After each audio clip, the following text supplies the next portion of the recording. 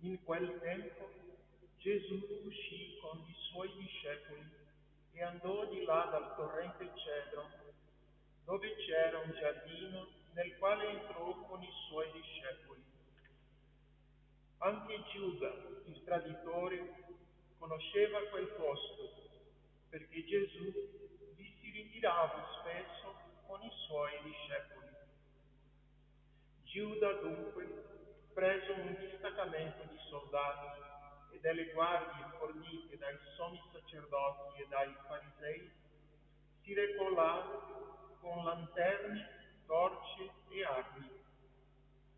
Gesù allora, conoscendo tutto quello che gli doveva accadere, si fece innanzi e disse loro: Chi cercate? Gli risposero: Gesù di Nazareth. Disse loro Gesù: Sono io. Vi era là con loro anche Giuda, il traditore. Appena disse sono io, indietreggiarono e cadero a terra. Domandò loro di nuovo: Chi cercate? Risposero: Gesù di Nazareth. Gesù replicò: Dio Gesù sono io. Se dunque cercate me, lasciate queste che ne vanno. perché s'adempisse la parola che egli aveva detto: non ho perduto nessuno di quelli che mi hai dati.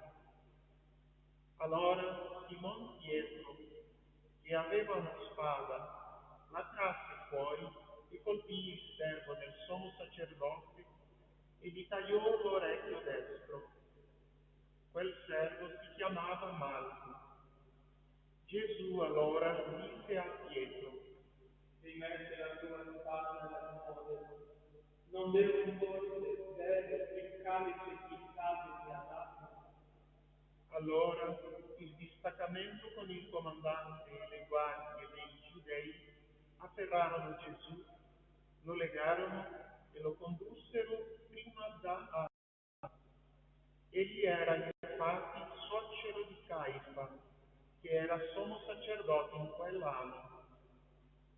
Caifa poi era quello che aveva consigliato ai giudei: è meglio che un uomo solo muoia per il popolo. Intanto Simon Pietro seguiva Gesù insieme con un altro discepolo. Questo discepolo era conosciuto dal sommo sacerdote e perciò entrò con Gesù nel cortile del sommo sacerdote. Pietro invece si fermò fuori, vicino alla porta. Allora quell'altro discepolo, noto al sommo sacerdote, tornò fuori parlò alla portinaia e fece entrare anche Pietro. E la giovane portinaia disse a Pietro: forse anche tu sei dei discepoli di quest'uomo? Egli rispose: Non lo so. Intanto i servi e le guardie avevano acceso un fuoco perché faceva freddo e si scaldavano. Anche Pietro stava con loro e si scaldava. Allora il sommo sacerdote interrogò Gesù riguardo ai suoi discepoli e alla sua dottrina. Gesù gli rispose: Io ho parlato al mondo apertamente, ho sempre insegnato nella sinagoga e nel tempio, dove tutti i giudei mi riuniscono, e non ho mai detto nulla di nascosto. Perché interroghi me? Interroga quelli che hanno udito ciò che ho detto loro. Ecco, essi sanno che cosa ho detto. A queste parole, una delle guardie presenti diede uno schiaffo a Gesù dicendo: Così rispondi al sommo sacerdote. Gesù, Ti ho parlato male, dimostrami dove sei stato, ma ti ho parlato bene, perché mi persuadi? allora Anna lo mandò legato a Caifa, sommo sacerdote. Intanto Simon Pietro stava là a scaldarsi. Gli dissero: Non sei anche tu dei suoi discepoli? Egli lo negò e disse: Non lo so. Ma uno dei servi del sommo sacerdote, parente di quello a cui Pietro aveva tagliato l'orecchio, disse: Non ti ho forse visto con lui nel giardino? Pietro negò di nuovo e subito un gallo cantò. Allora condussero Gesù dalla casa di Caifa nel pretorio. Era l'alba ed essi non vollero entrare nel pretorio per non contaminarsi e poter mangiare la uscì dunque Pilato verso di loro e domandò: Che accusa portate contro questo uomo? Gli risposero: Se non fosse un malfattore, non te lo avremmo consegnato. Allora Pilato disse loro: Prendetelo voi e giudicatelo secondo la vostra legge. Gli risposero i giudei: A noi non è consentito mettere a morte nessuno. Così si adempivano le parole che Gesù aveva detto, indicando di quale morte doveva morire. Pilato allora rientrò nel pretorio, fece chiamare Gesù e gli disse: Tu sei il re dei Giudei? Gesù rispose: Dici questo da te oppure altro le hanno detto sul mio conto? Pilato rispose: Sono io forse giudeo? La tua gente e i sommi sacerdoti ti hanno consegnato a me. Che cosa hai fatto? Rispose Gesù: Il mio regno non è di questo mondo. Se il mio regno fosse di questo mondo, i miei servitori avrebbero combattuto perché non fossi consegnato ai giudei, ma il mio regno non è di qua giù.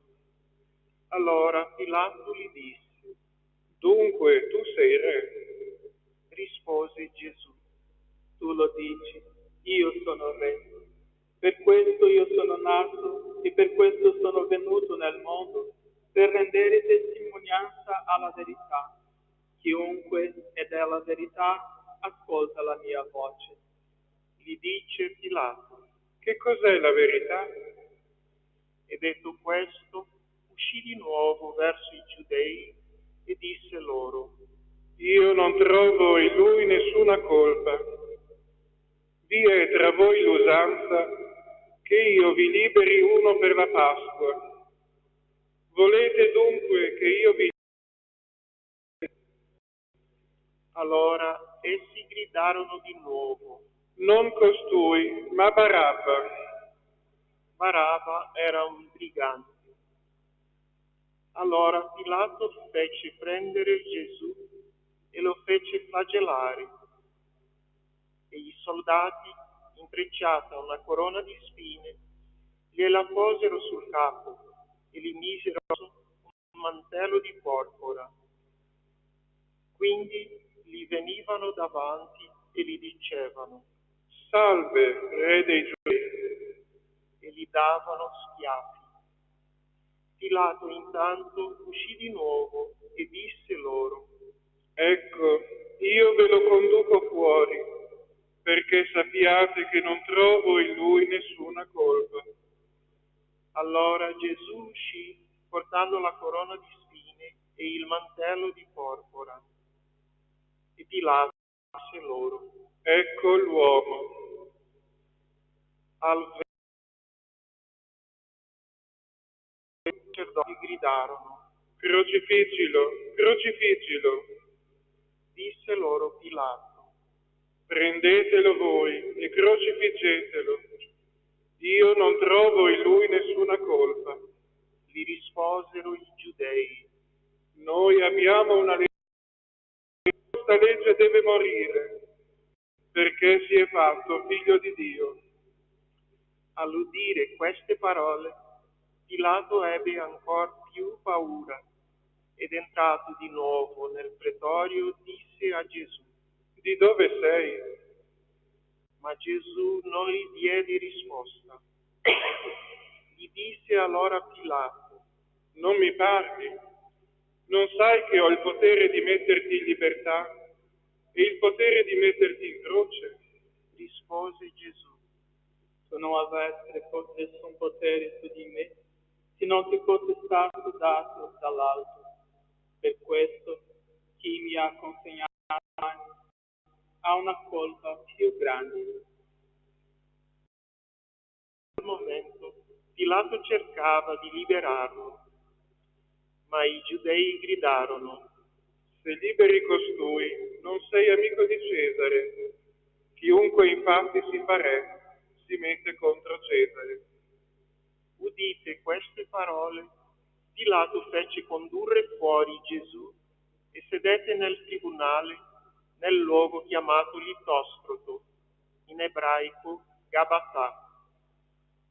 Era la parasceve della Pasqua, verso mezzogiorno. Pilato disse ai giudei: Ecco il vostro re.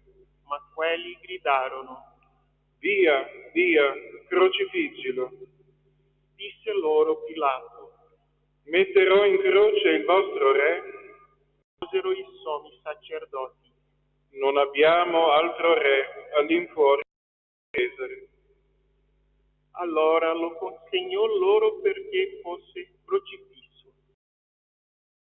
Essi allora presero portando la croce, si al luogo del cranio, detto in ebraico Golgota, dove lo crocifissero e con lui altri due, uno da una parte e uno dall'altra, e Gesù. Pilato compose anche l'iscrizione e la fece porre sulla croce. Vi era scritto: Gesù il Nazareno, il re dei Giudei. Molti giudei leggero questa iscrizione, perché il luogo dove fu crocifisso Gesù era vicino alla città. Era scritta in ebraico, in latino e in greco. I sommi sacerdoti dei giudei dissero allora a Pilato: Non scrivere il re dei giudei, ma che egli ha detto: Io sono il re dei giudei. Rispose Pilato: Ciò che ho scritto, ho scritto.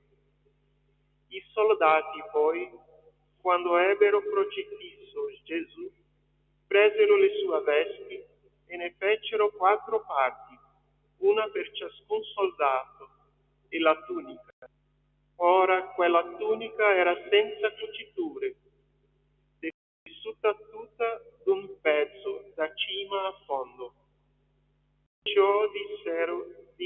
fra loro: non stracciamola, ma tiriamo a sorte a chi tocca. Così si adempiva la scrittura: si non divise fra loro le mie vesti, e sulla mia tunica han gettato la sorte. E i soldati fecero proprio così. Stavano presso la croce di Gesù, madre, la sorella di sua madre, Maria di Cleofa e Maria di Magdala. Gesù, vedendo la madre e lì accanto a lei il discepolo che egli amava, disse alla madre: Donna, ecco il tuo figlio. Poi disse al discepolo: Ecco la tua madre. E da quel momento il discepolo la prese nella sua casa. Dopo questo, Gesù, sapendo che ogni cosa era stata compiuta, disse per adempiere la scrittura: O 7. Vi era lì un vaso pieno di aceto. Posero perciò una spugna imbevuta di aceto in cima a una canna e gliela accostarono alla bocca.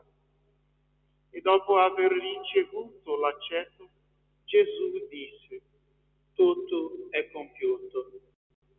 E chinato il capo, spirò.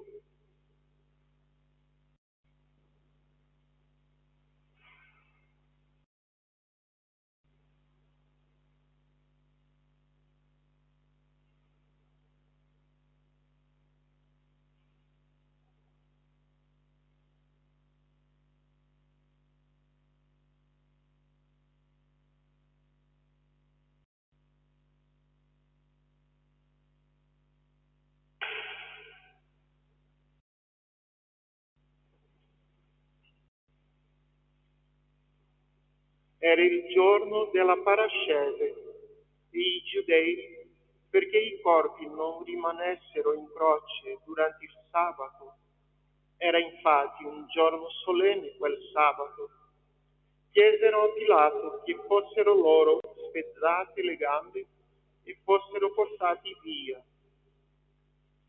Vennero dunque i soldati e spezzarono le gambe al primo e poi all'altro che era stato crocifisso insieme con lui. Vennero da Gesù e vedendo che era già morto, non gli spezzarono le gambe, ma uno dei soldati gli colpì il costato con la lancia, subito ne uscì acqua. Chi ha visto ne dà testimonianza, e la sua testimonianza è vera, ed egli sa che dice il vero, perché anche voi crediate. Questo infatti avvenne perché si adempisse la scrittura: non gli sarà spezzato alcun osso. E un altro passo della scrittura dice ancora: volgeranno lo sguardo a colui che hanno trafitto. Dopo questi fatti, Giuseppe d'Arimatea, era discepolo di Gesù, ma di nascosto, per timore dei giudei, chiese a Pilato di prendere il corpo di Gesù. Pilato lo concesse. Allora egli andò e prese il corpo di Gesù. Vi andò anche Nicodemo, quello che in precedenza era andato di aloe di circa 100 libbre. Essi presero allora il corpo di Gesù e lo avvolsero in bende insieme con aromatici, come è usanza seppellire per i giudei.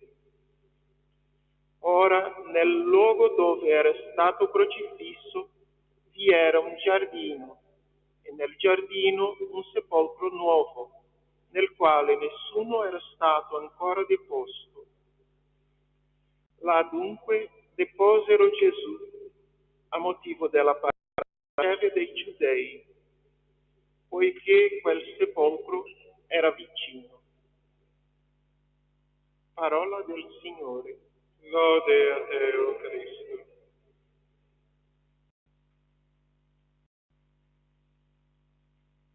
Fratelli e sorelle, la croce del cristianesimo, presente nella nostra vita, sin dalla nascita, nei segni del rito del battesimo, nell'assolzione del sacramento della penitenza, nella benedizione ricevuto e da ogni nostro atto devozionale e sacramentale, fino all'ultimo segno trasciato dal sacerdote nel sacramento del nella croce astili che precede il funerale, nella croce di marmo o altro materiale poggiata sulla tomba. Così presente nella vita e pur tanto ignorata e guardata senza che ci dica niente, con occhio distratto e abituato. Eppure la croce è il supremo simbolo della sofferenza e della morte di Gesù, vero Dio e vero uomo, che con il suo sacrificio ci ha riscattato dalla morte, del peccato, indicandoci la vera vita che passa attraverso la sofferenza. Gesù stesso, con le sue parole, insegnò che il seme va sotterrato, marcisce e muore, per dare nuova vita alla pianta che da lui nascerà. Tutta la vicenda umana e storica di Gesù, la passione culminata nel Venerdì Santo, designa da sempre insieme degli avvenimenti dolorosi che lo colpirono fino alla morte in croce. E questo insieme di atti progressivi e dolorosi prese il nome di Via Crucis, che la Chiesa cattolica ricorda in ogni suo tempio.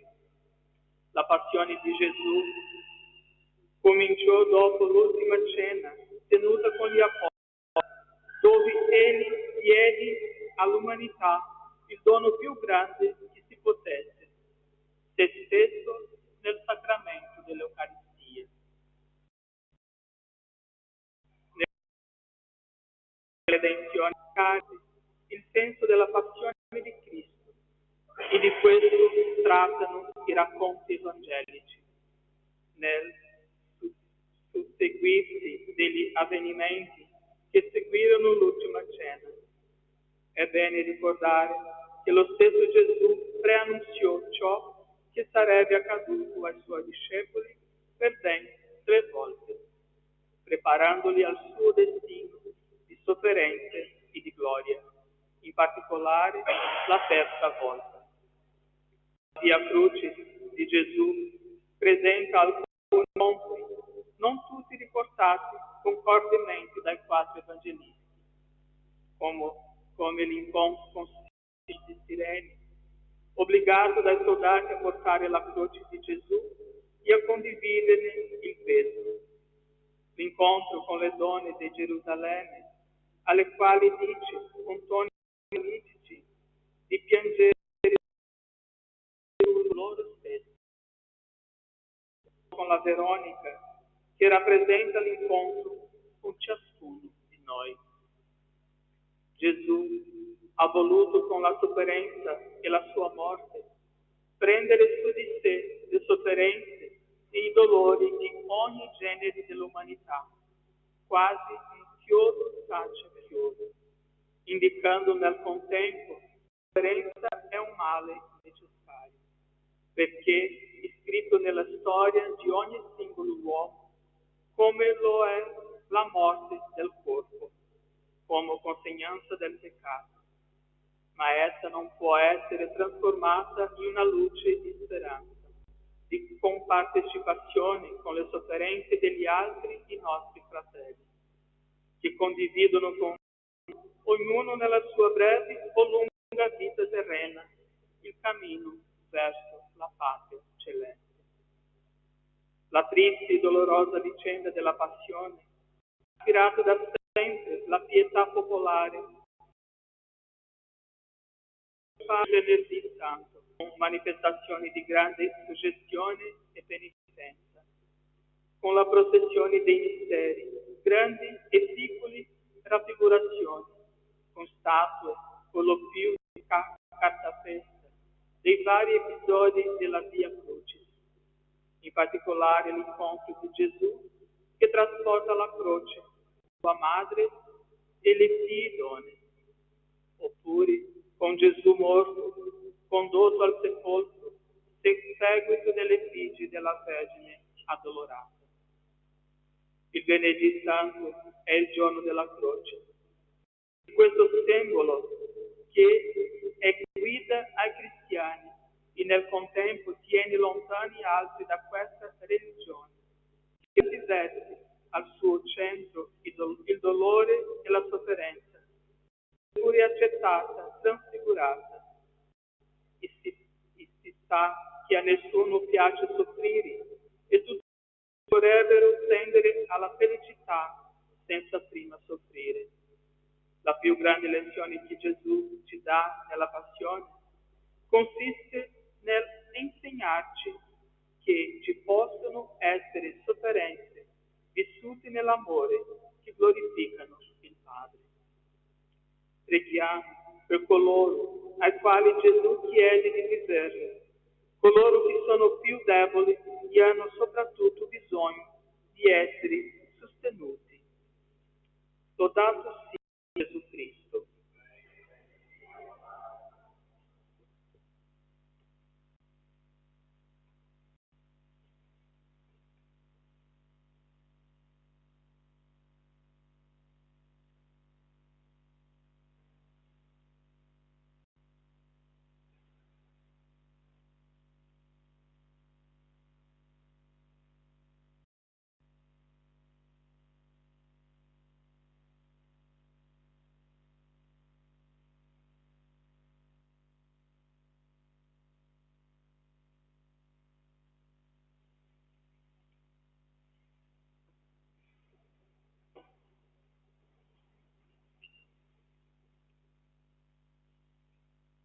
Preghiamo, fratelli e sorelle, per la Santa Chiesa di Dio. Il Signore le conceda unità e pace, la protegga su tutta la terra e doni a noi, in una vita serena e sicura, di rendere gloria a Dio Padre Onnipotente.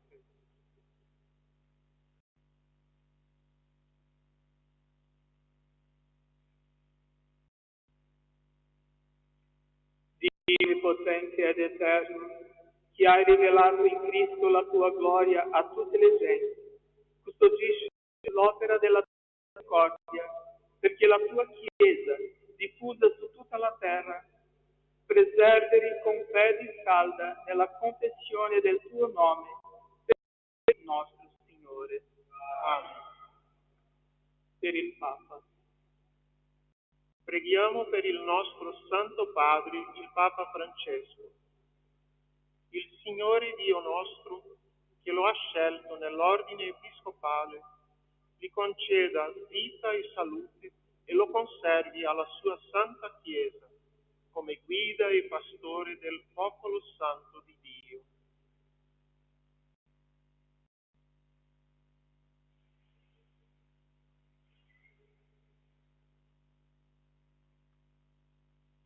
Dio Onnipotente ed Eterno, sapienza che regge l'universo, ascolta la mia in preghiera e custodisce con la tua bontà il Papa che tu hai scelto per noi, perché il popolo cristiano, da te affidato alla sua guida pastorale, progredisca sempre nella fede per Cristo nostro Signore. Amen. Per tutti i fedeli di ogni ordine e grado. Preghiamo per il nostro Vescovo Carlo, per tutti i Vescovi, i Presbiteri e i Diaconi e per tutti i fedeli.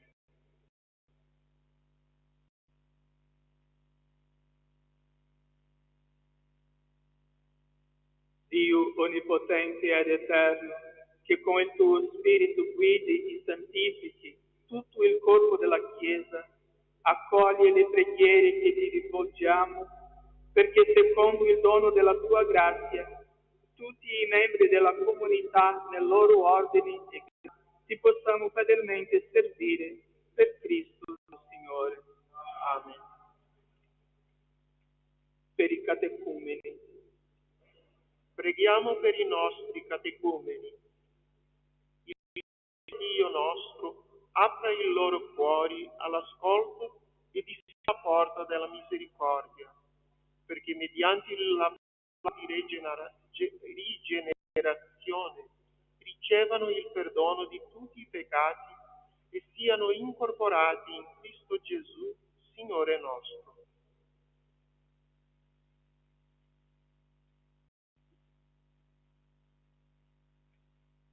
Dio onnipotente ed eterno, che rendi la tua Chiesa sempre feconda di nuovi figli, aumenta nei catecumeni l'intelligenza della fede, perché nati a vita nuova nel fonte battesimale, siamo accolti tra i tuoi figli di adozione, per Cristo nostro Signore.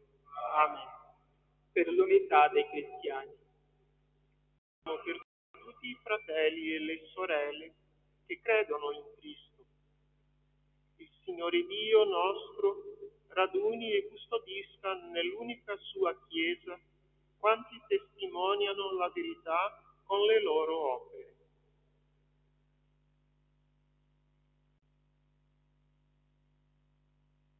Dio onnipotente ed eterno, che raduni i tuoi figli ovunque dispersi e li custodisce nell'unità, volgi lo sguardo al gregge del tuo Figlio, perché coloro che sono stati consacrati da un solo battesimo siano una cosa sola nell'integrità della fede e nel vincolo dell'amore, per Cristo nostro Signore. Amen. Per gli ebrei. Preghiamo per gli ebrei.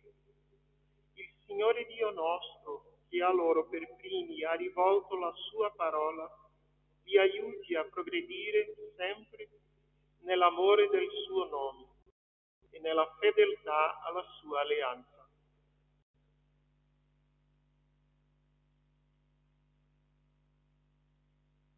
Dio onnipotente ed eterno, che hai affidato le tue promesse ad Adamo e alla sua discendenza, esaudisci con la bontà le preghiere della tua Chiesa, perché il popolo primogenito della tua alleanza possa giungere alla pienezza della redenzione. Cristo nostro Signore.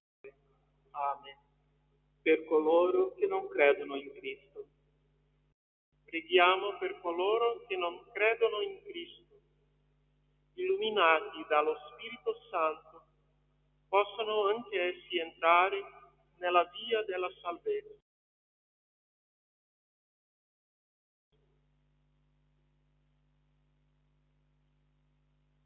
Dio onnipotente ed eterno, dona a coloro che non credono in Cristo di trovare la verità camminando alla tua presenza con cuore sincero e concedi a noi di essere nel mondo testimoni più autentici della tua carità, progredendo nell'amore vicendevole e nella piena conoscenza del mistero della tua vita per Cristo nostro Signore. Amen. Per coloro che non credono in Dio.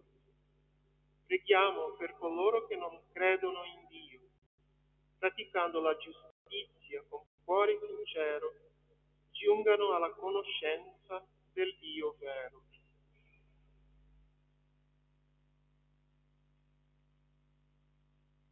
Dio onnipotente ed eterno, tu hai messo nel cuore degli uomini una così profonda nostalgia di te, che solo quando ti trovano hanno pace. Fa che riconoscono i segni della tua bontà e, stimolati dalla nostra testimonianza, abbiamo la gioia di credere in te, unico, vero Dio, il Padre di tutti gli uomini, per Cristo nostro Signore. Amen. Per i governanti. Preghiamo per coloro che sono chiamati a governare la comunità civile. Il Signore Dio nostro illumini la loro mente e il loro cuore a cercare il bene comune, la libertà nella vera pace.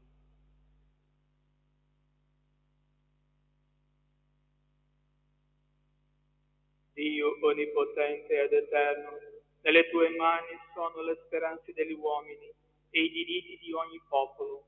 Assisti con la tua sapienza coloro che governano, perché con il tuo aiuto promuovano su tutta la terra una pace duratura, la prosperità dei popoli e la libertà religiosa, per Cristo nostro Signore. Per quanti sono nella prova. Preghiamo, fratelli e sorelle, Dio Padre Onnipotente, perché purifichi il mondo dagli errori, allontani le malattie, vinca la fame, renda la libertà ai prigionieri, spezzi le catene, conceda sicurezza a chi viaggia, il ritorno ai lontani da casa, la salute agli amorenti, la salvezza eterna.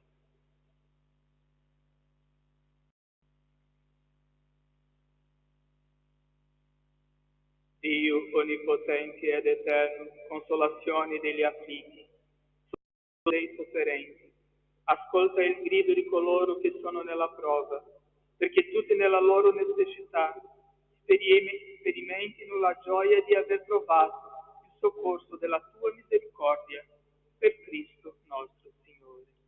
Amen.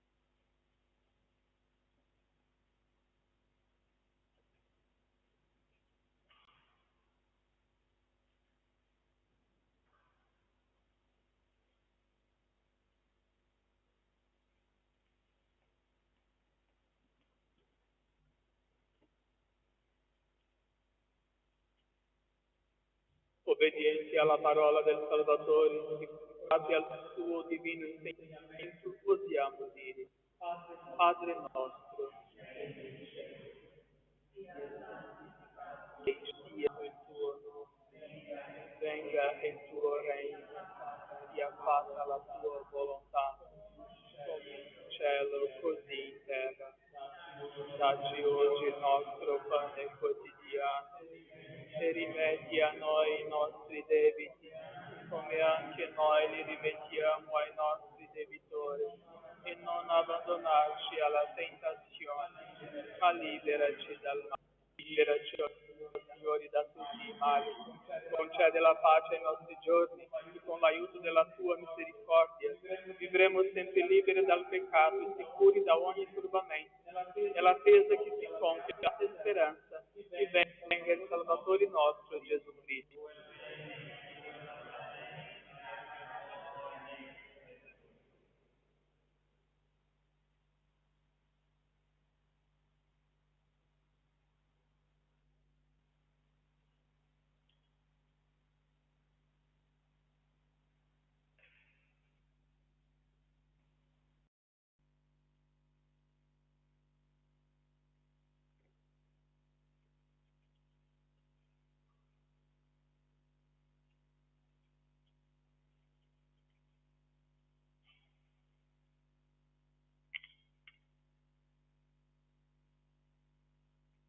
Ecco l'agnello di Dio, ecco colui che toglie i peccati del mondo. Beati gli invitati alla cena dell'agnello. O Signore, io non sono degno di partecipare alla tua messa, ma di soltanto una parola.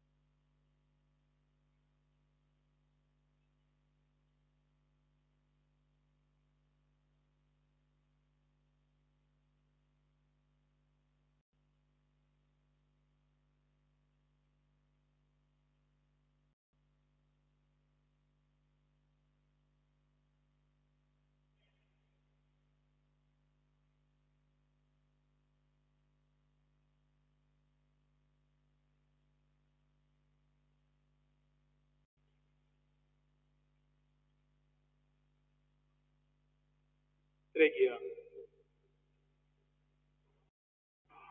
Scenda, o Padre, la tua benedizione su questo popolo, che ha celebrato la morte del tuo Figlio nella speranza di risorgere con Lui. Venga il perdono e la consolazione, e accresca la fede, si rafforzi la certezza per Cristo nostro Signore.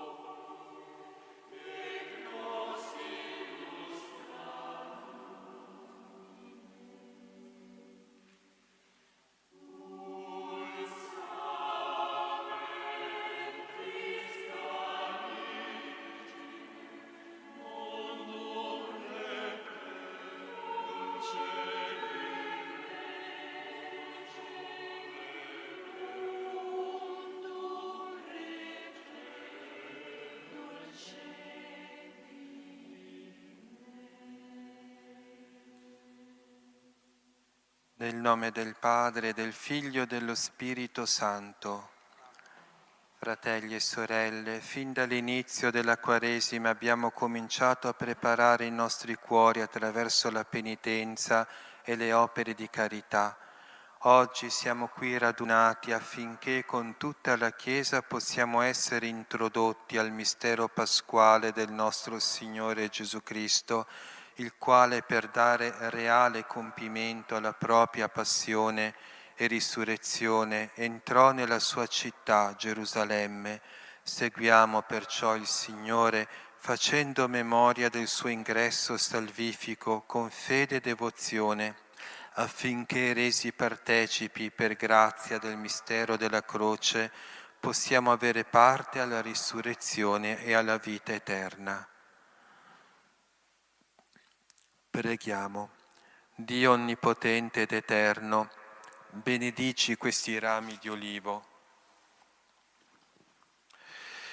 e concedi a noi tuoi fedeli che seguiamo esultanti il Cristo nostro Re e Signore di giungere con Lui alla Gerusalemme del cielo. Egli vive e regna nei secoli dei secoli.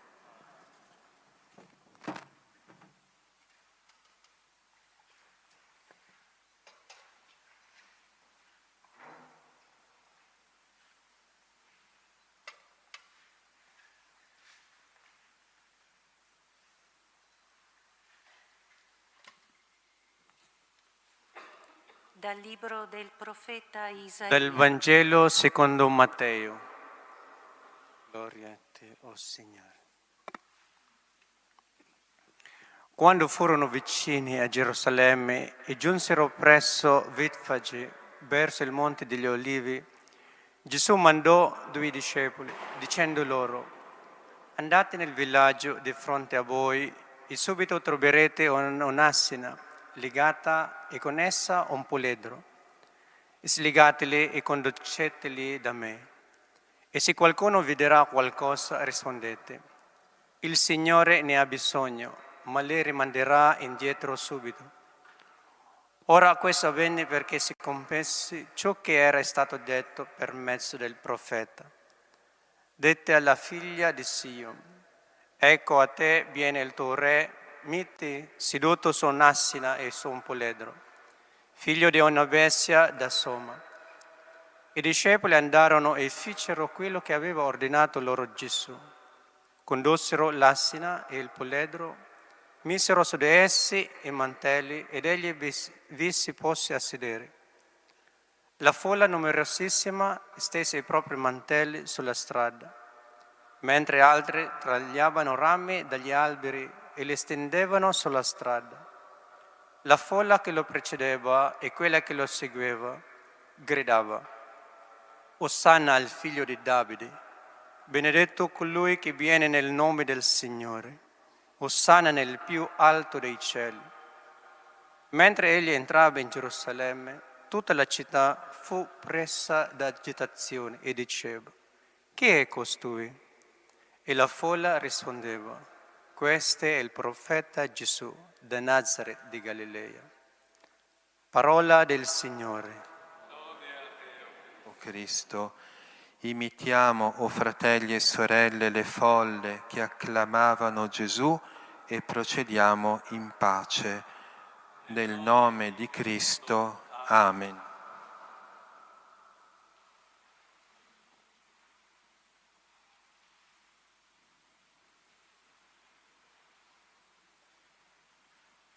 Osanna figlio di David, Osanna Redentor, Osanna figlio di David, Osanna Redentor, apritevi o porte eterne, avanzi il Re della gloria, adori cielo e terra, l'eterno suo poter.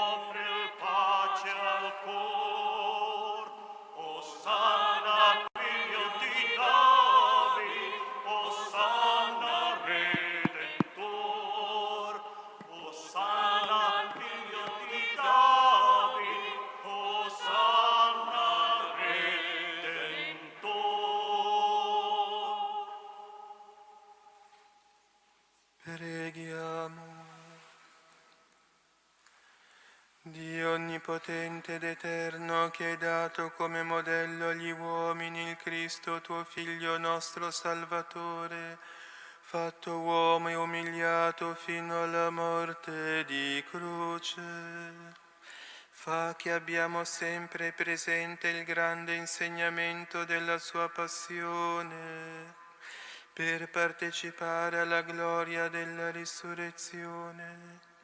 Egli è Dio e vive e regna con te nell'unità dello Spirito Santo, per tutti i secoli dei secoli.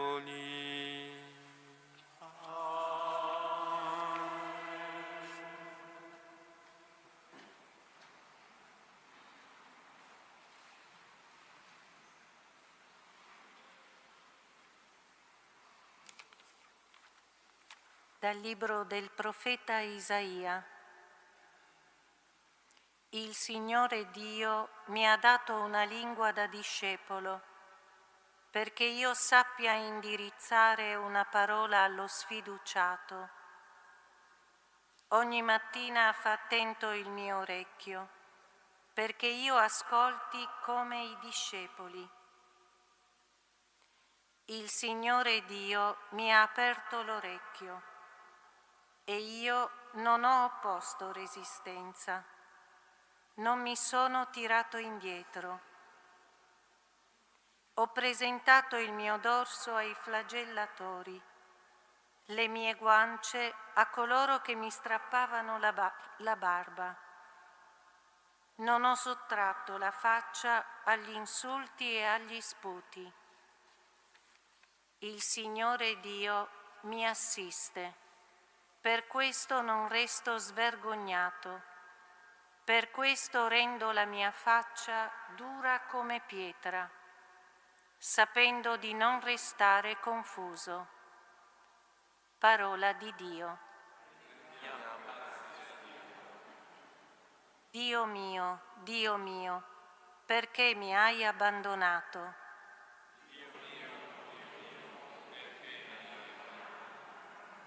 Si fanno beffe di me quelli che mi vedono, storcono le labbra, scuotono il capo.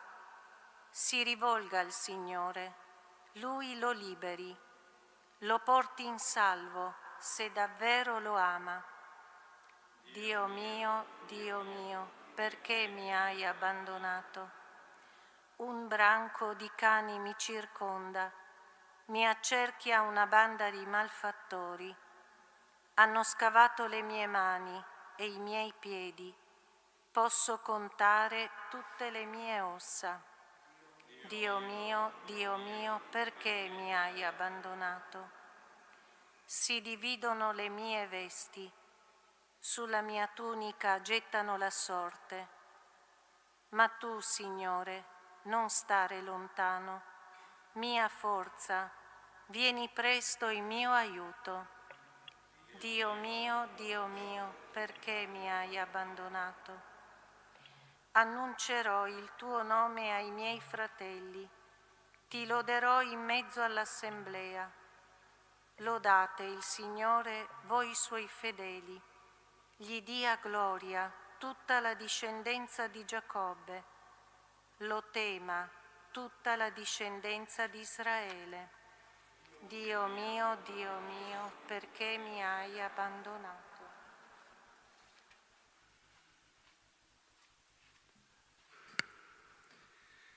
Dalla lettera di San Paolo Apostolo ai Filippesi.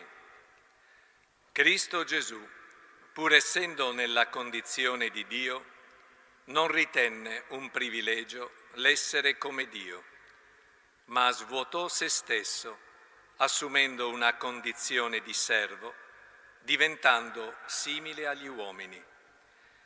Dall'aspetto riconosciuto come uomo, umiliò se stesso, facendosi obbediente fino alla morte e a una morte di croce.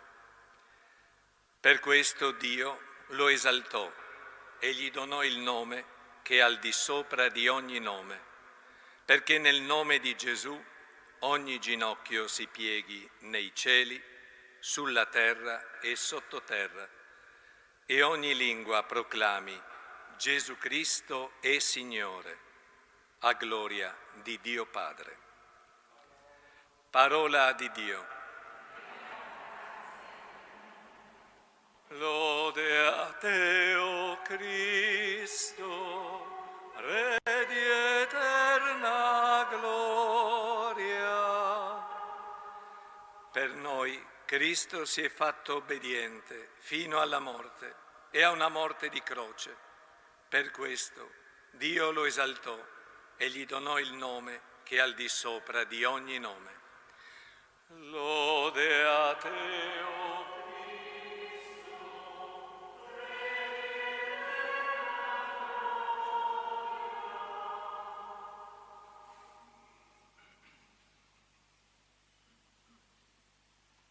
Passione di nostro Signore Gesù Cristo secondo Matteo.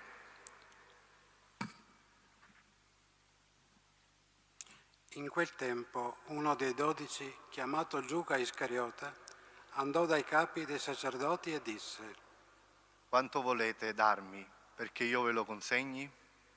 E quelli gli fissarono 30 monete d'argento. Da quel momento cercava l'occasione propizia per consegnare Gesù. Il primo giorno degli azimi i discepoli si avvicinarono a Gesù e gli dissero: Dove vuoi che prepariamo per te perché tu possa mangiare la Pasqua?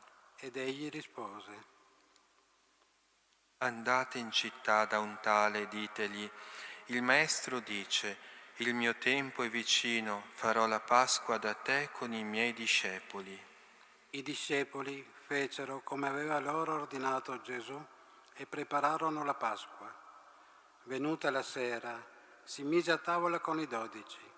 Mentre mangiavano, disse: In verità io vi dico, uno di voi mi tradirà.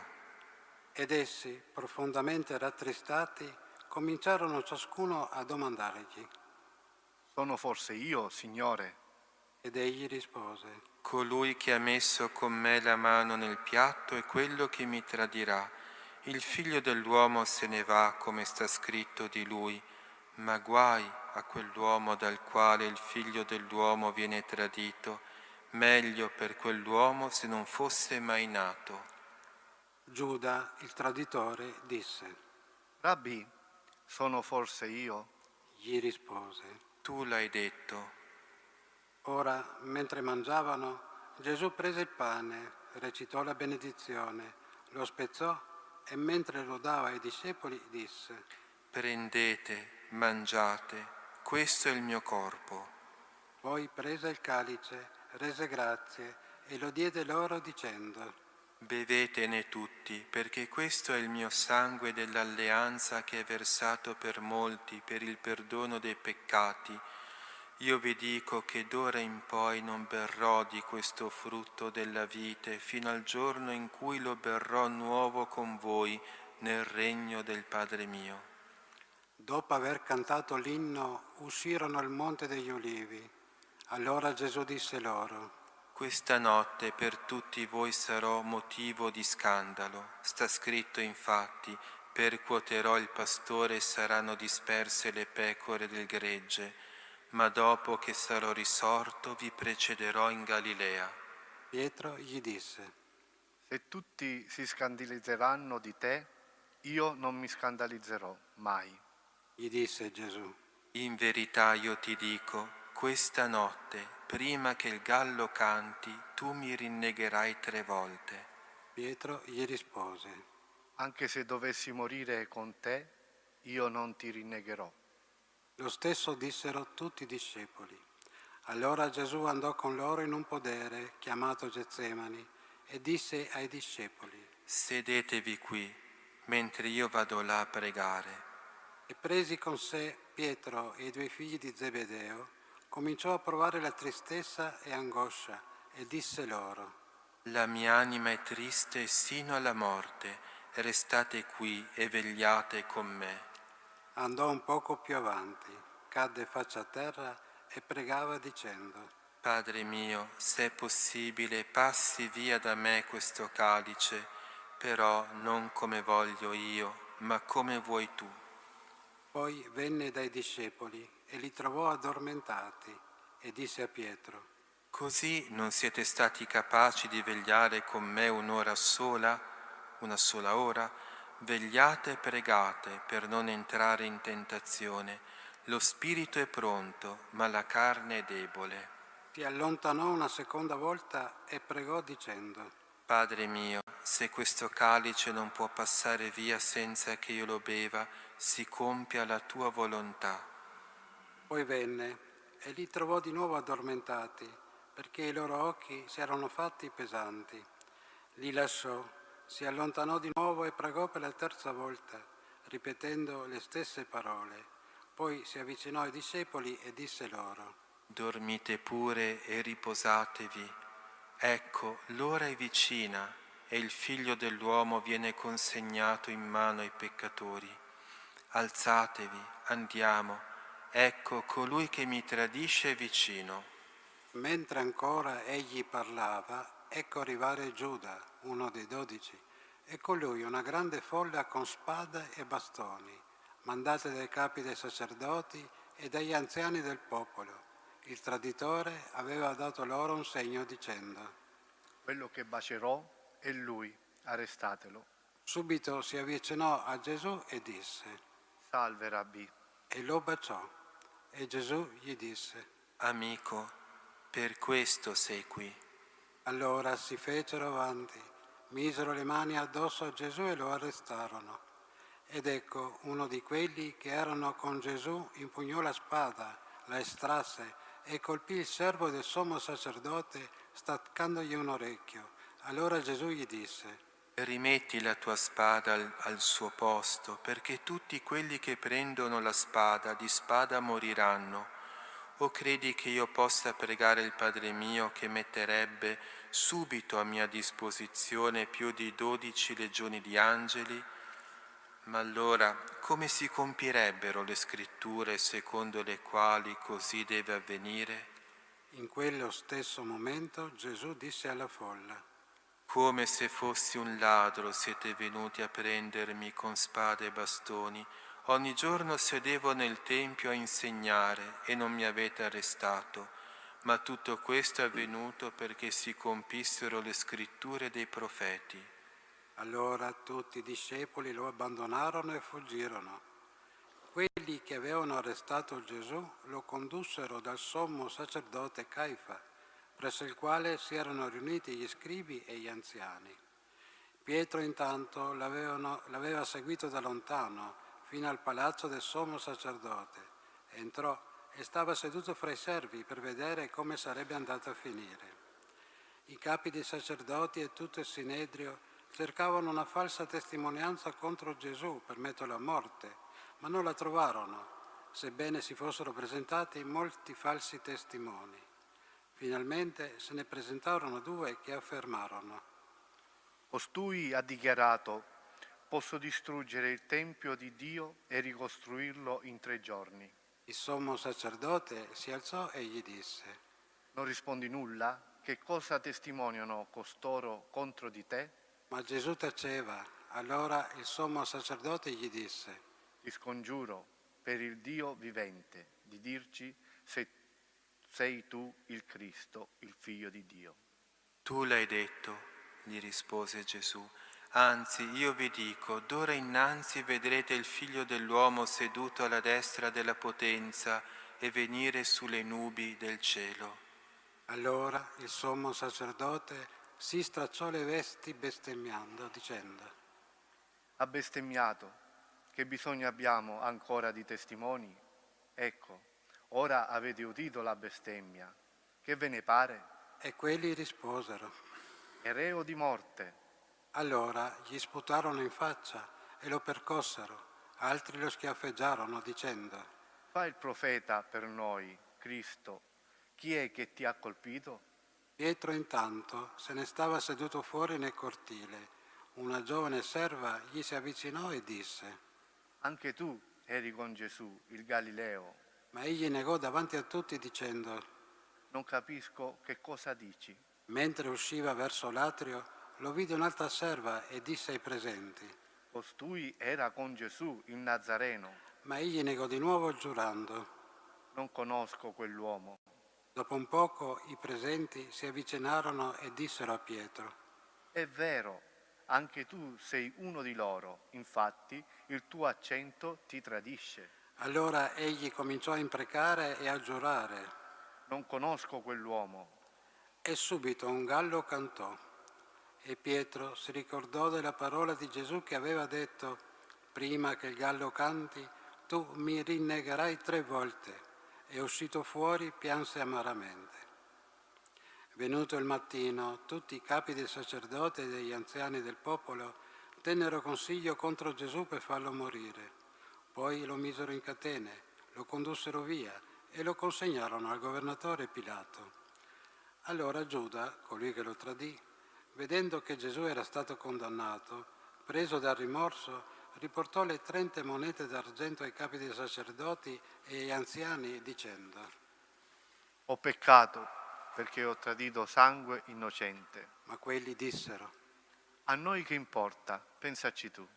Egli allora, gettate le monete d'argento nel tempio, si allontanò e andò a impiccarsi. I capi dei sacerdoti, raccolte le monete, dissero: Non è lecito metterle nel tesoro perché sono prezzo di sangue. Tenuto consiglio, comprarono con esse il campo del vasaio per la sepoltura dei stranieri. Perciò quel campo fu chiamato Campo di Sangue fino al giorno d'oggi. Allora si compì quanto era stato detto per mezzo del profeta Geremia.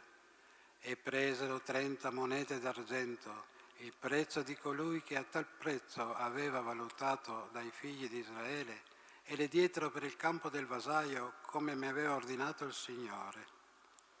Gesù intanto comparve davanti al governatore e il governatore lo interrogò dicendo: Sei tu il re dei Giudei?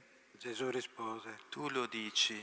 E mentre i capi dei sacerdoti e gli anziani lo accusavano, non rispose nulla. Allora Pilato gli disse: Non senti quante testimonianze portano contro di te? Ma non gli rispose neanche una parola, tanto che il governatore rimase assai stupito. A ogni festa il governatore era solito rimettere in libertà per la folla un carcerato a loro scelta. In quel momento avevano carcerato famoso di nome Barabba. Perciò alla gente che si era radunata Pilato disse: Chi volete che io rimetta in libertà per voi, Barabba o Gesù, chiamato Cristo? Sapeva bene infatti che glielo avevano consegnato per invidia. Mentre egli sedeva in tribunale, sua moglie gli mandò a dire: Non avere a che fare con quel giusto, perché oggi in sogno sono stata molto turbata per causa sua. Ma i capi dei sacerdoti e gli anziani persuasero la folla a chiedere Barabba e a far morire Gesù. Allora il governatore domandò loro: Di questi due, chi volete che io rimetta in libertà per voi? Quelli risposero: Barabba. Chiese loro Pilato: Ma allora che farò di Gesù chiamato Cristo? Tutti risposero. Sia crocifisso. Ed egli disse: Ma che male ha fatto? Essi allora gridavano più forte: Sia crocifisso. Pilato, visto che non otteneva nulla, anzi che il tumulto aumentava, prese dell'acqua e si lavò le mani davanti alla folla dicendo: Non sono responsabile di questo sangue, pensateci voi. E tutto il popolo rispose: Che il suo sangue ricada su di noi e sui nostri figli. Allora rimise in libertà per loro Barabba e dopo aver fatto flagellare Gesù lo consegnò perché fosse crocifisso. Allora i soldati del governatore condussero Gesù nel pretorio e gli radunarono attorno tutta la truppa. Lo spogliarono, gli fecero indossare un mantello scarlatto, intrecciarono una corona di spine, gliela posero sul capo e gli misero una canna nella mano destra. Poi, inginocchiatasi davanti a lui, lo deridevano. Salve, re dei Giudei. Sputandogli addosso, gli tossero di mano la canna e lo percuotevano sul capo. Dopo averlo deriso, lo spogliarono del mantello e gli rimisero le sue vesti. Poi lo condussero via per crocifiggerlo. Mentre uscivano, incontrarono un uomo di Cirene chiamato Simone e lo costrinsero a portare la sua croce. Giunti al luogo detto Golgota, che significa luogo del cranio, gli dettero da bere vino mescolato con fiele. Egli lo assaggiò, ma non ne volle bere. Dopo averlo crocifisso, si divisero le sue vesti tirandole a sorte. Poi, seduti, gli facevano la guardia. Al di sopra del suo capo posero il motivo scritto della sua condanna. Costui è Gesù, il Re dei Giudei. Insieme a lui vennero crocifissi 2 ladroni, uno a destra e uno a sinistra. Quelli che passavano di lì lo insultavano scuotendo il capo e dicendo: Tu che distruggi il Tempio e in 3 giorni lo ricostruisci, salva te stesso, se tu sei figlio di Dio, e scendi dalla croce. Così anche i capi dei sacerdoti con gli scribi e gli anziani, facendosi beffe di lui, dicevano: Ha salvato altri e non può salvare se stesso. È il Re di Israele, scenda ora dalla croce e crederemo in Lui. Ha confidato in Dio, lo liberi Lui, ora se gli vuole bene. Ha detto infatti, sono figlio di Dio. Anche i ladroni crocifissi con lui lo insultavano allo stesso modo. A mezzogiorno si fece buio su tutta la terra fino alle 3 del pomeriggio. Verso le 3 Gesù gridò a gran voce: Eli, Eli, lema sabachthani, che significa: Dio mio, perché mi hai abbandonato? Udendo questo, alcuni dei presenti dicevano: Costui chiama Elia. E subito uno di loro corse a prendere una spugna, la inzuppò del ceto, la fissò su una canna e gli dava da bere. Gli altri dicevano: Lascia, vediamo se viene Elia a salvarlo. Ma Gesù di nuovo gridò a gran voce ed emise lo spirito.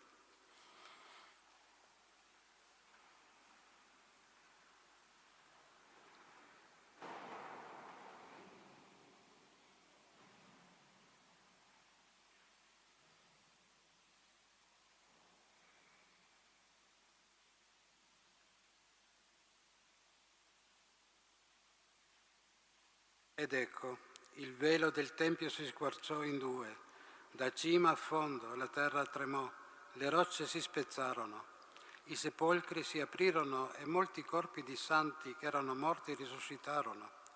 Uscendo dai sepolcri dopo la sua risurrezione, entrarono nella città santa e apparvero a molti.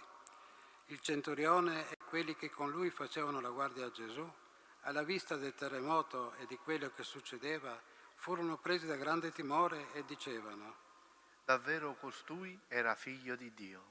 Vi erano là anche molte donne che osservavano da lontano. Esse avevano seguito Gesù dalla Galilea per servirlo. Tra queste c'erano Maria di Magdala, Maria madre di Giacomo e di Giuseppe e la madre dei figli di Zebedeo. Venuta la sera, giunse un uomo ricco di Arimatea, chiamato Giuseppe. Anche lui era diventato discepolo di Gesù. Questo si presentò a Pilato e chiese il corpo di Gesù. Pilato allora ordinò che gli fosse consegnato. Giuseppe, preso il corpo, lo avvolse in un lenzuolo pulito e lo depose nel suo sepolcro nuovo che si era fatto scavare nella roccia. Rotolata poi una grande pietra all'entrata del sepolcro, se ne andò. Lì, sedute di fronte alla tomba, c'erano Maria di Magdala e l'altra Maria. Il giorno seguente, quello dopo la Parasceve, si riunirono presso Pilato i capi dei sacerdoti e i farisei dicendo: Signore, ci siamo ricordati che quell'impostore, mentre era vivo, disse: dopo 3 giorni risorgerò. Ordina dunque che la tomba venga vigilata fino al 3° giorno, perché non arrivino i suoi discepoli, lo rubino e poi dicano al popolo: è risorto dai morti. Così quest'ultima impostura sarebbe peggiore della prima. Pilato disse loro: Avete le guardie, andate e assicurate la sorveglianza come meglio credete. Essi andarono e per rendere sicura la tomba sigillarono la pietra e vi lasciarono le guardie. Parola del Signore. Lode a te, Cristo.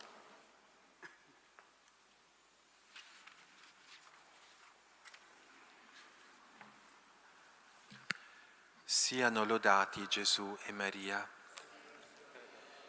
Oggi è il primo sabato del mese, giorno particolarmente consacrato al cuore immacolato di Maria.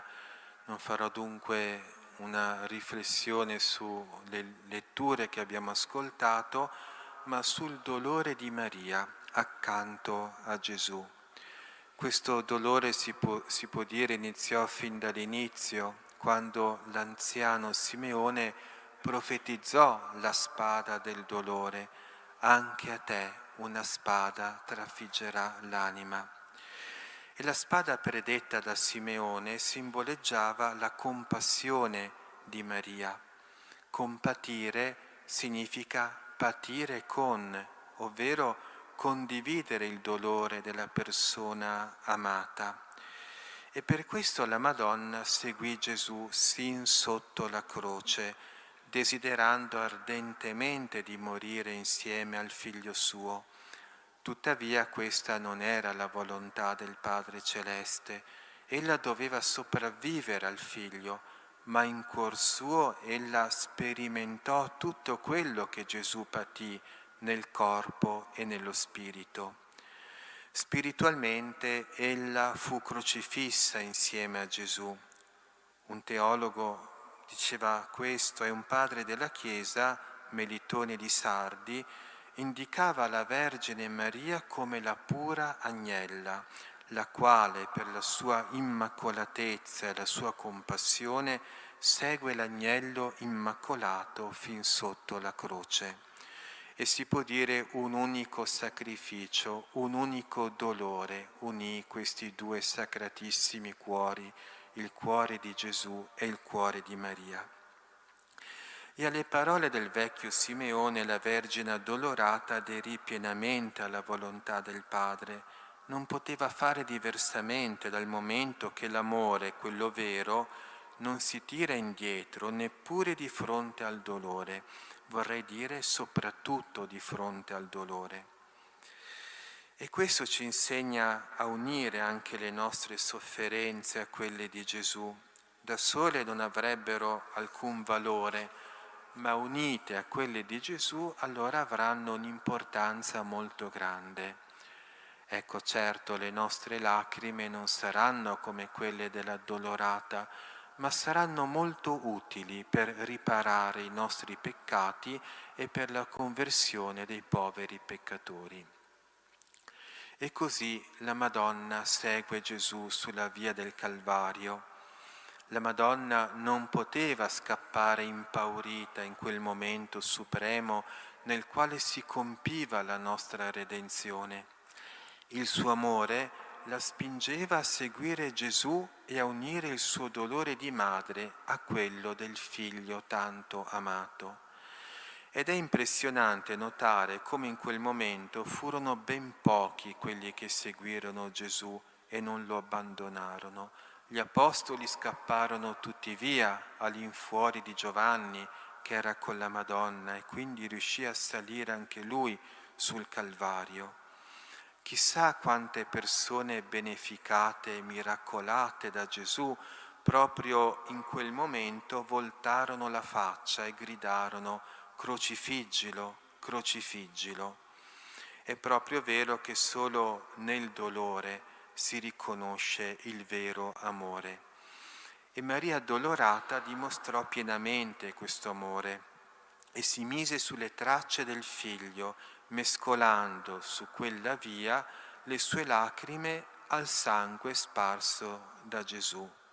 Non poteva far nulla, non le rimaneva che patire, soffrire con Gesù. In mezzo a quella folla piena di odio o di indifferenza, gli occhi di Maria furono gli unici a parlare d'amore. Il suo sguardo fu come una carezza materna che si posava sul corpo martoriato di Gesù. Sulla strada del nostro Calvario anche noi dobbiamo incontrare lo sguardo materno di Maria. Solamente lei ci potrà essere di conforto nel momento del dolore, quando noi porteremo la nostra croce dietro a Gesù. Come ha abbracciato Gesù, così l'addolorata abbraccerà anche noi, infondendoci forza e coraggio. E così la Madonna, come giglio tra le spine, stava ai piedi della croce. Ella, immersa nel dolore più atroce, contemplava Gesù e lo ripensava tenero bambino quando lo stringeva tra le sue braccia e lo stringeva al suo cuore. Sul Calvario vi erano altre braccia a reggerlo, le fredde braccia di una croce. Ella lo rivedeva bambino quando con la sua voce divina allietava la dolce dimora di Nazaret. Sul Golgota, invece, l'addolorata udiva i colpi di martello sui chiodi, le grida selvagge della folla e le rare parole di Gesù morente. E tra queste parole vi furono quelle che annunciarono a Maria la sua maternità spirituale. Ecco che dall'alto della croce Gesù disse: «Donna, ecco tuo figlio». E la Madonna accolse con amore la volontà del figlio morente e insieme a Giovanni accolse ciascuno di noi. Un padre della Chiesa, San Giovanni Damasceno, in una sua celebre omelia disse che la spada del dolore che non raggiunse Maria a Betlemme quando ella diede alla luce Gesù nella gioia e senza dolore, la raggiunse invece sul Calvario quando ella diede alla luce noi tutti. Pertanto ecco il dolore di Maria Santissima ai piedi della croce fu come il dolore di un parto. Quanto dolore siamo costati alla nostra madre, ma ella accolse quel dolore con amore. Per suo mezzo noi abbiamo ricevuto la salvezza di Gesù, la salvezza di Dio. Siano lodati Gesù e Maria.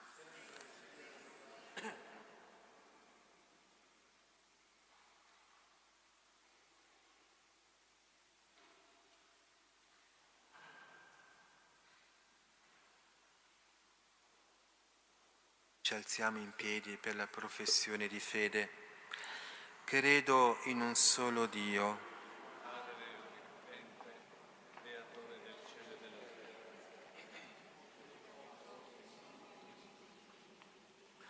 credo in un solo Signore Gesù Cristo, unigenito Figlio di Dio, nato dal Padre prima di tutti i secoli, Dio da Dio, luce da luce, Dio vero da Dio vero, generato, non creato, della stessa sostanza del Padre.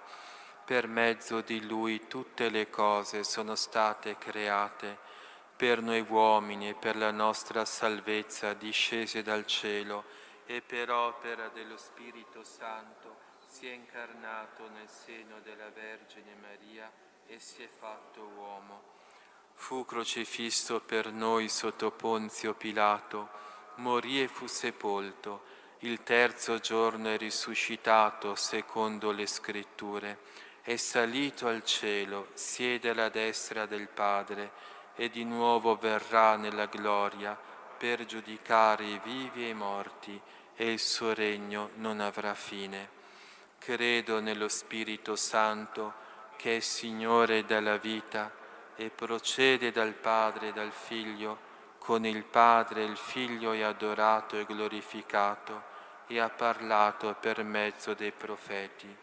Credo alla Chiesa, una, santa, cattolica e apostolica, professo un solo battesimo per il perdono dei peccati, aspetto la risurrezione dei morti e la vita del mondo che verrà.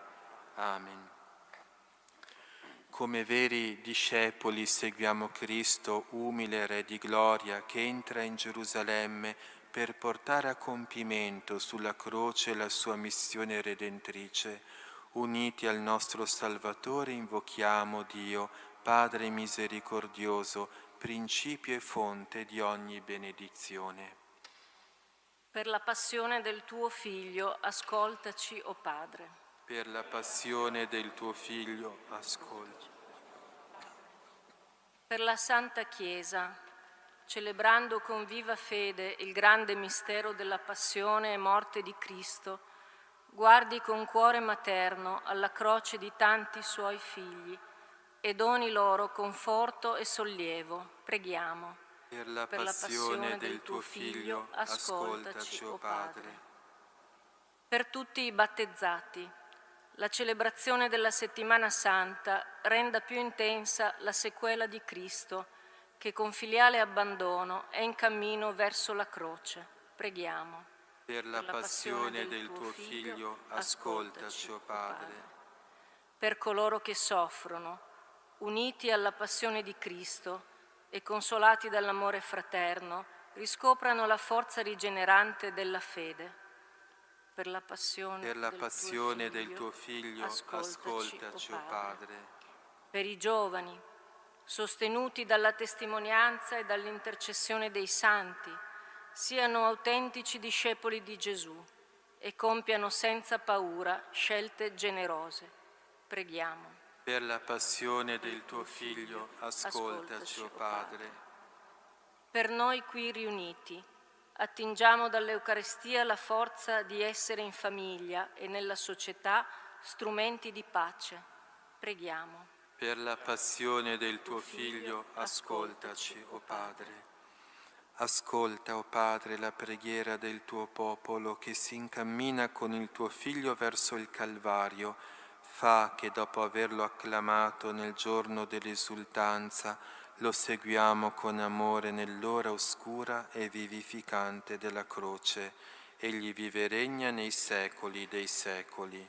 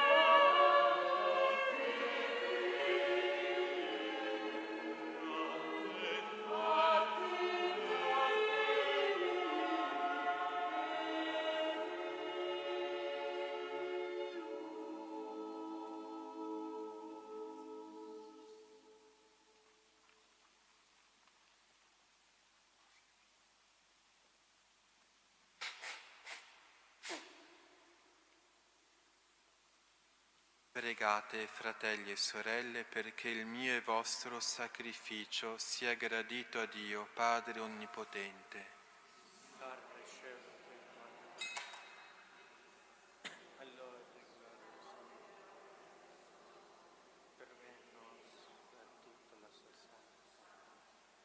Dio Onnipotente, la passione del tuo unico Figlio affretti il giorno del tuo perdono.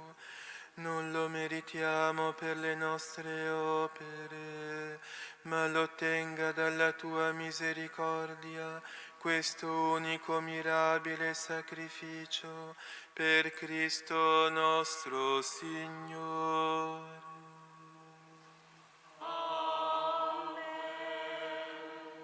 Il Signore sia con voi. E con il tuo spirito. In alto i nostri cuori. Sono rivolti al Signore. Rendiamo grazie al Signore nostro Dio. È cosa buona e giusta. È veramente cosa buona e giusta, nostro dovere e fonte di salvezza, rendere grazie sempre in ogni luogo a te, Signore Padre Santo, Dio Onnipotente ed Eterno, per Cristo Signore nostro. Egli che era senza peccato accettò la passione per noi peccatori e consegnandosi a un'ingiusta condanna portò il peso dei nostri peccati. Con la sua morte lavò le nostre colpe e con la sua risurrezione ci acquistò la salvezza. E noi con tutti gli angeli del cielo innalziamo a te il nostro canto e proclamiamo insieme la tua lode.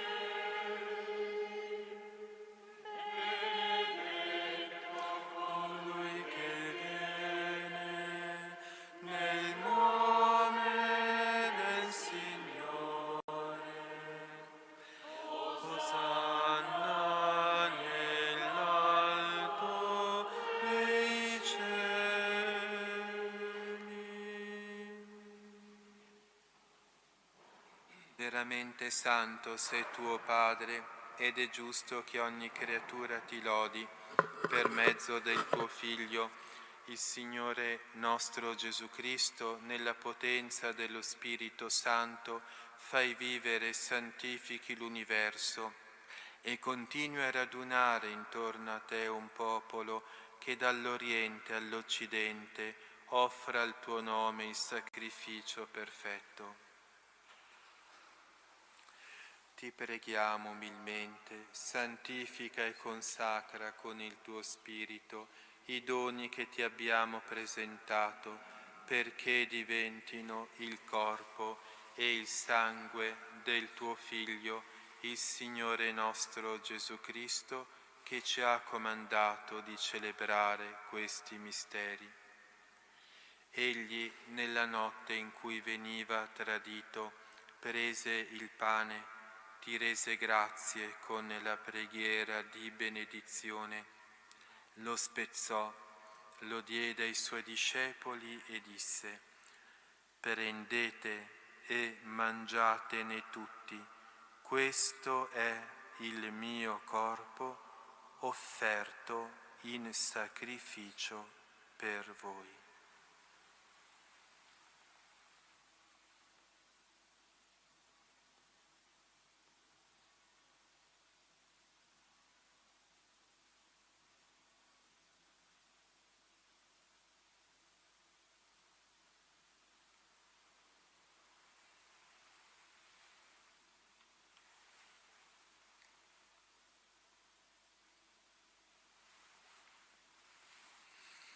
Allo stesso modo, dopo aver cenato, prese il calice, ti rese grazie con la preghiera di benedizione, lo diede ai suoi discepoli e disse: prendete e bevetene tutti, questo è il calice del mio sangue per la nuova ed eterna alleanza, versato per voi e per tutti in remissione dei peccati.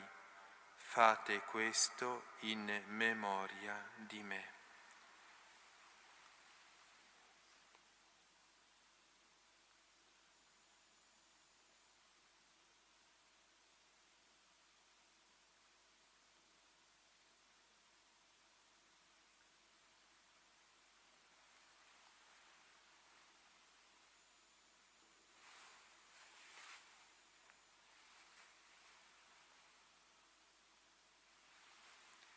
Mistero della fede. Facciamo la tua morte, o Signore, proclamiamo la tua risurrezione, nell'attesa della tua venuta. Celebrando il memoriale della passione redentrice del tuo Figlio, della sua mirabile risurrezione e ascensione al cielo, nell'attesa della sua venuta nella gloria, ti offriamo, Padre, in rendimento di grazie, questo sacrificio vivo e santo. Guarda con amore e riconosci nell'offerta della tua Chiesa la vittima immolata per la nostra redenzione, e a noi che ci nutriamo del corpo e del sangue del tuo Figlio, dona la pienezza dello Spirito Santo, perché diventiamo in Cristo un solo corpo e un solo Spirito. Lo Spirito Santo faccia di noi un'offerta perenne a te gradita, perché possiamo ottenere il regno promesso con i tuoi eletti, con la Beata Maria Vergine e Madre di Dio, San Giuseppe suo sposo, i tuoi santi apostoli, i gloriosi martiri e tutti i santi nostri intercessori presso di te. Ti preghiamo, o Padre, questo sacrificio della nostra riconciliazione. Doni pace e salvezza al mondo intero. Conferma nella fede e nell'amore la tua Chiesa pellegrina sulla terra, il tuo servo e nostro Papa Francesco, il nostro Vescovo Giampaolo, l'ordine episcopale e presbiteri e diaconi, il popolo che tu hai redento.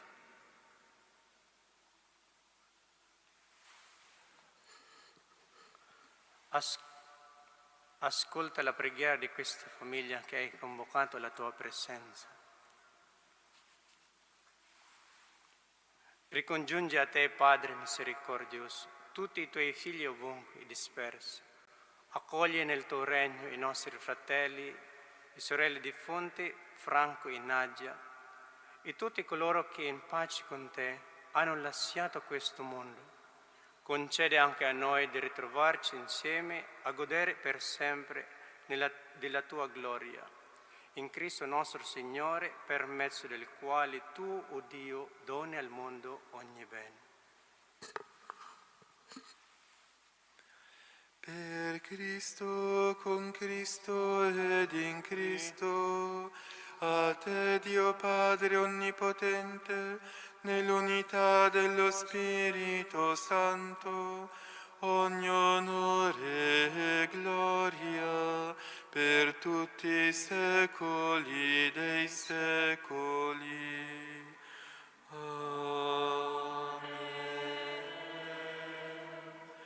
Obbedienti alla parola del Salvatore, e formati al suo divino insegnamento, osiamo dire: Padre nostro che sei nei cieli, sia santificato il tuo nome, venga il tuo regno, sia fatta la tua volontà, come in cielo così in terra.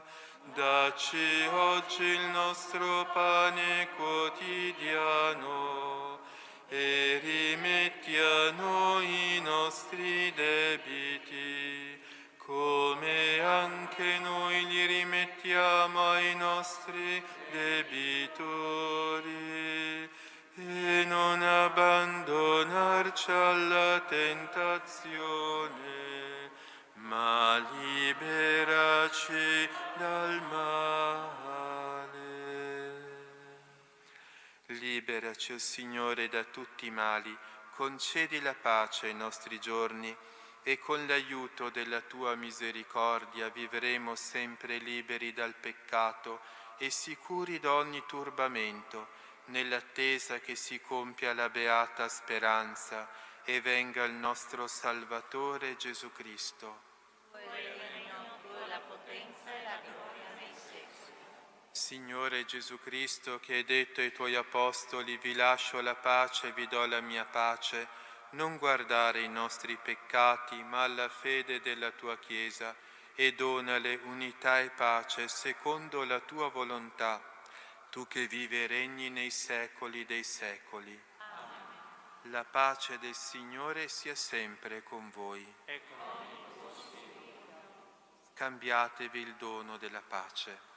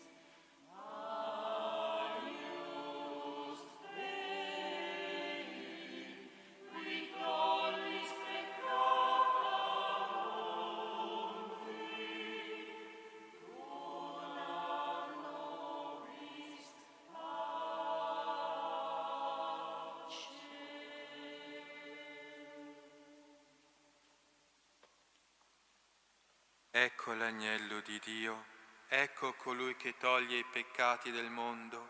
Beati gli invitati alla cena dell'agnello. O Signore, non sono degno di partecipare alla tua mensa, ma di soltanto una parola e io sarò salvato.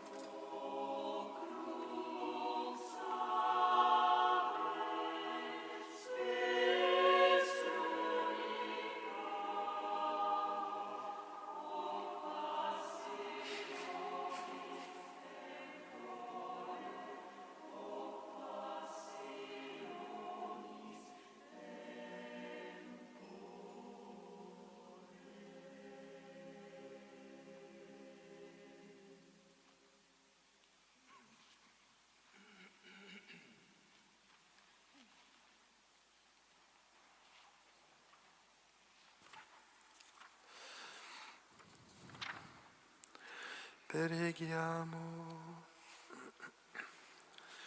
O Padre che ci hai nutriti con i tuoi santi doni e con la morte del tuo Figlio ci fai sperare nei beni in cui crediamo, fa che per la sua risurrezione possiamo giungere alla meta della nostra speranza.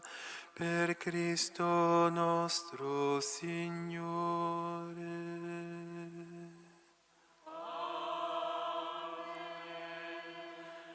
Prima della benedizione, innanzitutto ringrazio il coro, la Società Polifonica di Santa Maria Maggiore e poi avviso che dopo la messa il coro si fermerà per alcuni brani che offrirà a tutti noi.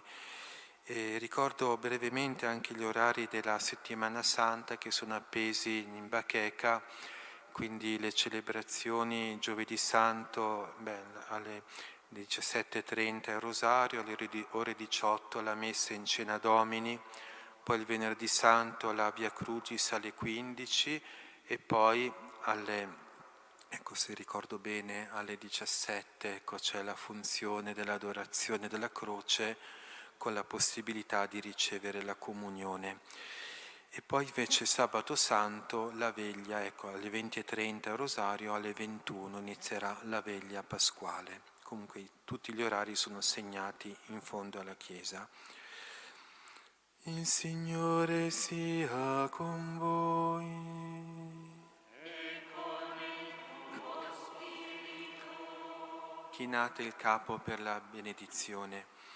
Volgi lo sguardo, Padre, su questa tua famiglia, per la quale il Signore nostro Gesù Cristo non esitò a consegnarsi nelle mani dei malfattori e a subire il supplizio della croce. Egli vive e regna nei secoli dei secoli.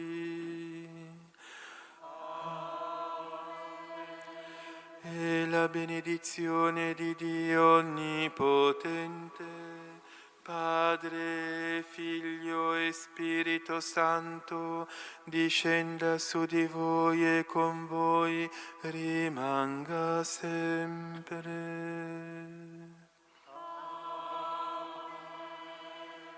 La messa è finita, andate in pace, rendiamo grazie a Dio.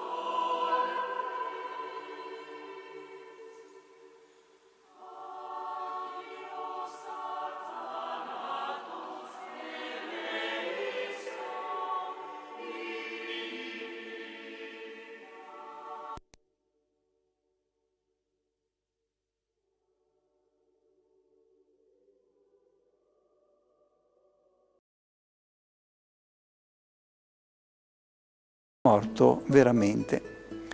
Il contadino gira il carretto, torna da Sant'Antonio e questo lo resuscita.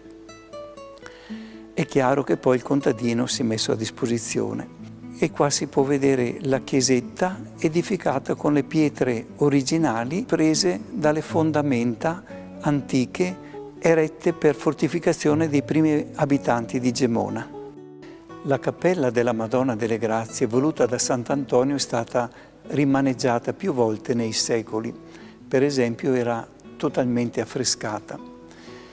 Quando verso il 1500 gli affreschi iniziavano a sbiadire, si è pensato di riportare su una lapide cinquecentesca quella scritta esistente su un cartiglio di un affresco.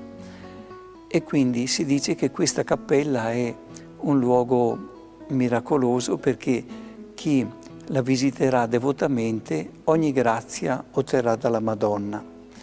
Quindi questo è un ulteriore segno del passaggio di Sant'Antonio da Gemona. Non si sa com'era esattamente la chiesetta, non abbiamo né disegni né tantomeno fotografie. Prima del terremoto la chiesetta aveva un tetto. Qui si può vedere l'acerto di un affresco che molto probabilmente riporta una annunciazione. Qui vediamo la figura della Vergine Maria e sopra si intravede la veste, la tunica di un angelo, l'angelo che annuncia a Maria l'incarnazione del Verbo, del Figlio di Dio.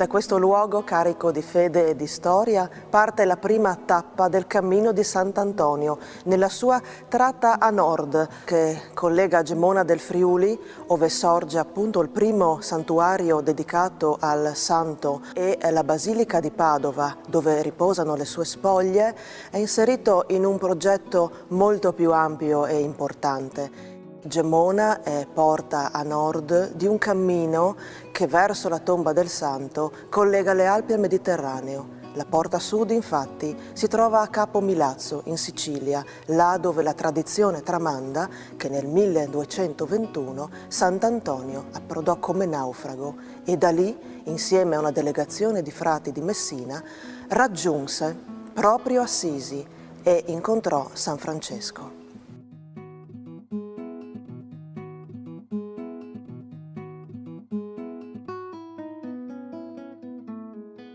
Un progetto molto importante che vive grazie alla sinergia di numerosi partner, tra i quali spicca il fondamentale sostegno della Regione Friuli Venezia Giulia e di Promoturismo FVG, sinergia oltre che tra Comune e Santuario di Gemona, con la Basilica di Padova e l'associazione Il Cammino di Sant'Antonio, sempre facente capo alla Basilica del Santo di Padova. In questo tempo camminare da Gemona e da Milazzo verso Padova assume un significato ancora più rilevante. Andiamo a celebrare la venuta del Santo in Italia negli 800 anni di questo evento storico e quindi camminare per il pellegrino, per il fedele, per il turista significherà andare a ricordare un momento unico nella storia della fede e del nostro Paese. E questo avrà ancora più rilievo perché sarà inserito nella significativa serie di eventi che la Basilica di Padova ha organizzato e che fa capo all'importante progetto Antonio 2022.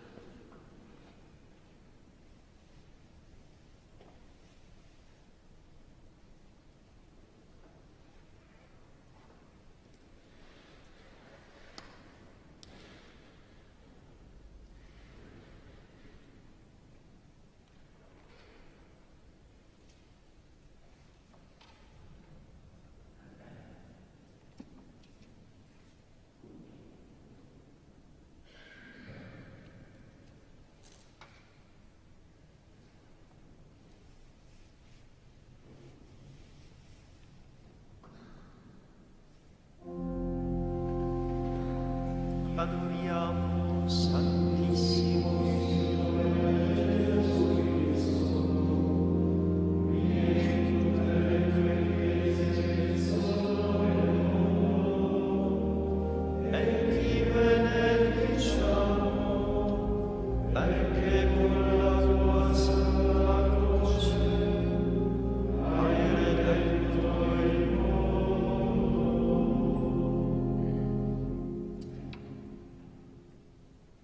Cari fratelli e sorelle, il Signore vi dia la pace.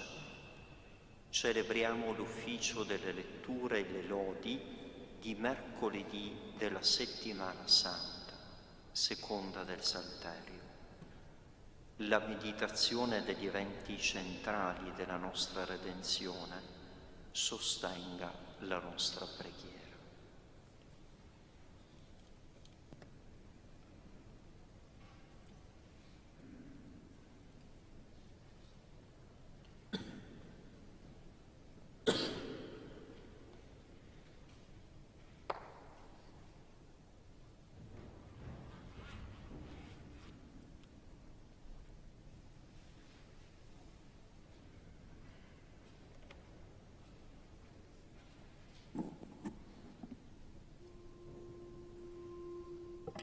Signore, apri le mie labbra. E la mia bocca proclami la tua lode.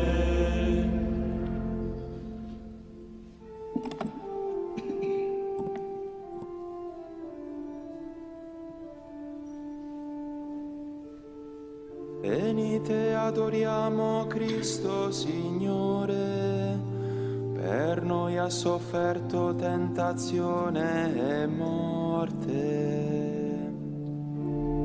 Venite, adoriamo Cristo Signore, per noi ha sofferto tentazione e morte. Del Signore è la terra e quanto contiene, l'universo e i suoi abitanti. È Lui che l'ha fondata sui mari e sui fiumi l'ha stabilita. Venite, adoriamo Cristo Signore, per noi ha sofferto tentazione e morte. Chi salirà il monte del Signore? Chi starà nel suo luogo santo? Chi ha mani innocenti e cuore puro, chi non pronuncia menzogna, chi non giura danno del suo prossimo. Venite, adoriamo Cristo Signore, per noi ha sofferto tentazione e morte. Egli otterrà benedizione dal Signore, giustizia da Dio sua salvezza. Ecco la generazione che lo cerca il tuo voto, Dio di Giacobbe. Venite, adoriamo Cristo Signore, per noi ha sofferto tentazione e morte. Sollevate porte i vostri frontali, alzatevi porte antiche, ed entri il Re della Gloria. Chi è questo Re della Gloria? Il Signore forte e potente, il Signore potente in battaglia. Venite, adoriamo Cristo Signore, per noi ha sofferto tentazione e morte. Sollevate porte i vostri frontali, alzatevi porte antiche, ed entri il Re della Gloria. Chi è questo Re della Gloria? Il Signore degli eserciti è il Re della Gloria. Venite, adoriamo Cristo Signore, per noi ha sofferto tentazione e morte. Gloria al Padre, al Figlio e allo Spirito Santo, come era nel principio e ora e sempre, nei secoli dei secoli. Amen. Venite, adoriamo Cristo Signore, per noi ha sofferto tentazione e morte. L'inno è delle lodi.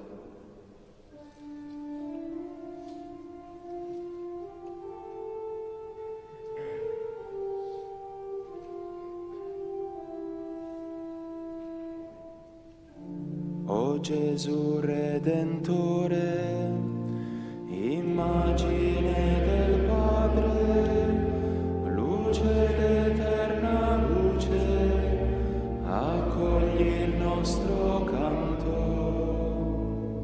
Per radunare i popoli nel patto dell'amore, distendi le tue braccia sul legno della croce. Al tuo fianco squarciato e fondi sull'altare i misteri pasquali della nostra salvezza. A te sia lode, o Cristo, spera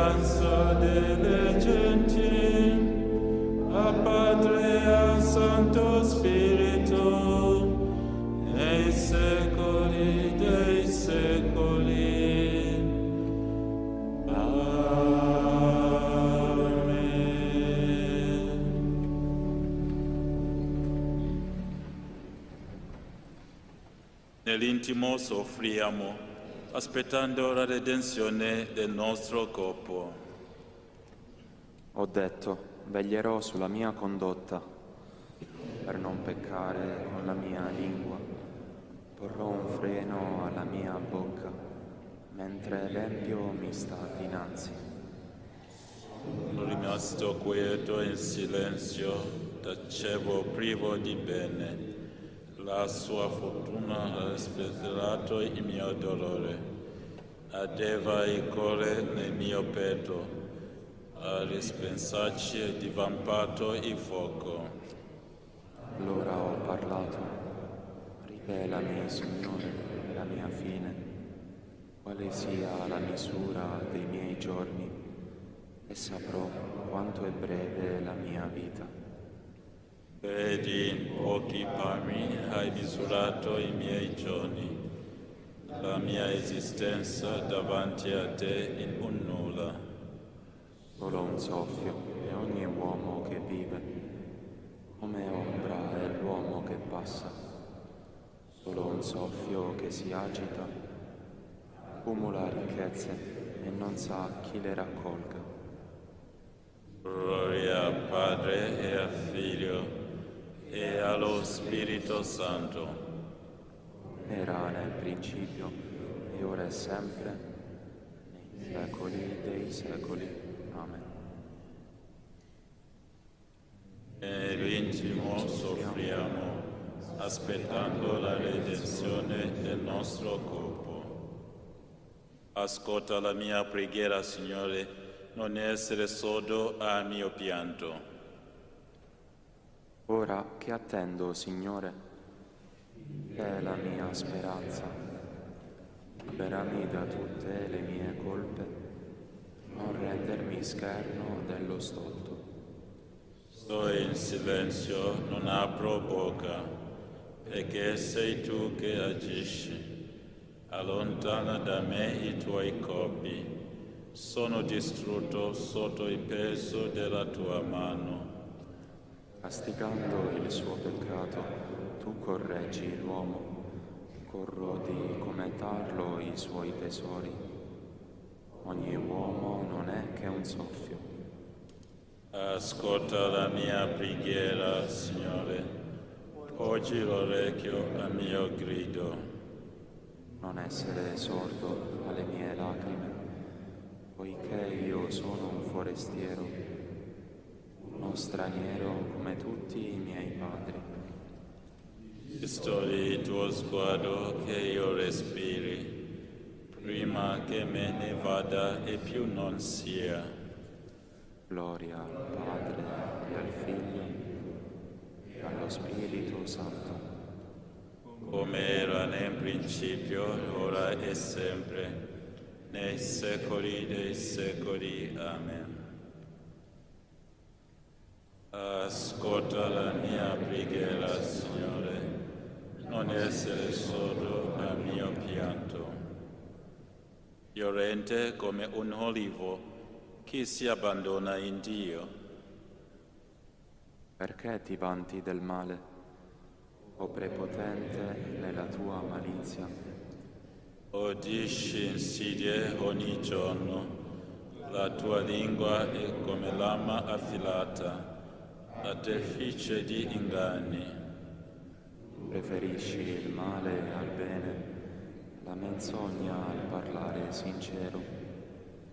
Ami ogni parola di rovina o lingua di impostura. E ciò Dio ti dimolirà per sempre, ti speserà e ti strapperà dalla tenda e ti sradicherà dalla terra dei viventi. Vendo i giusti saranno presi da timore, rideranno.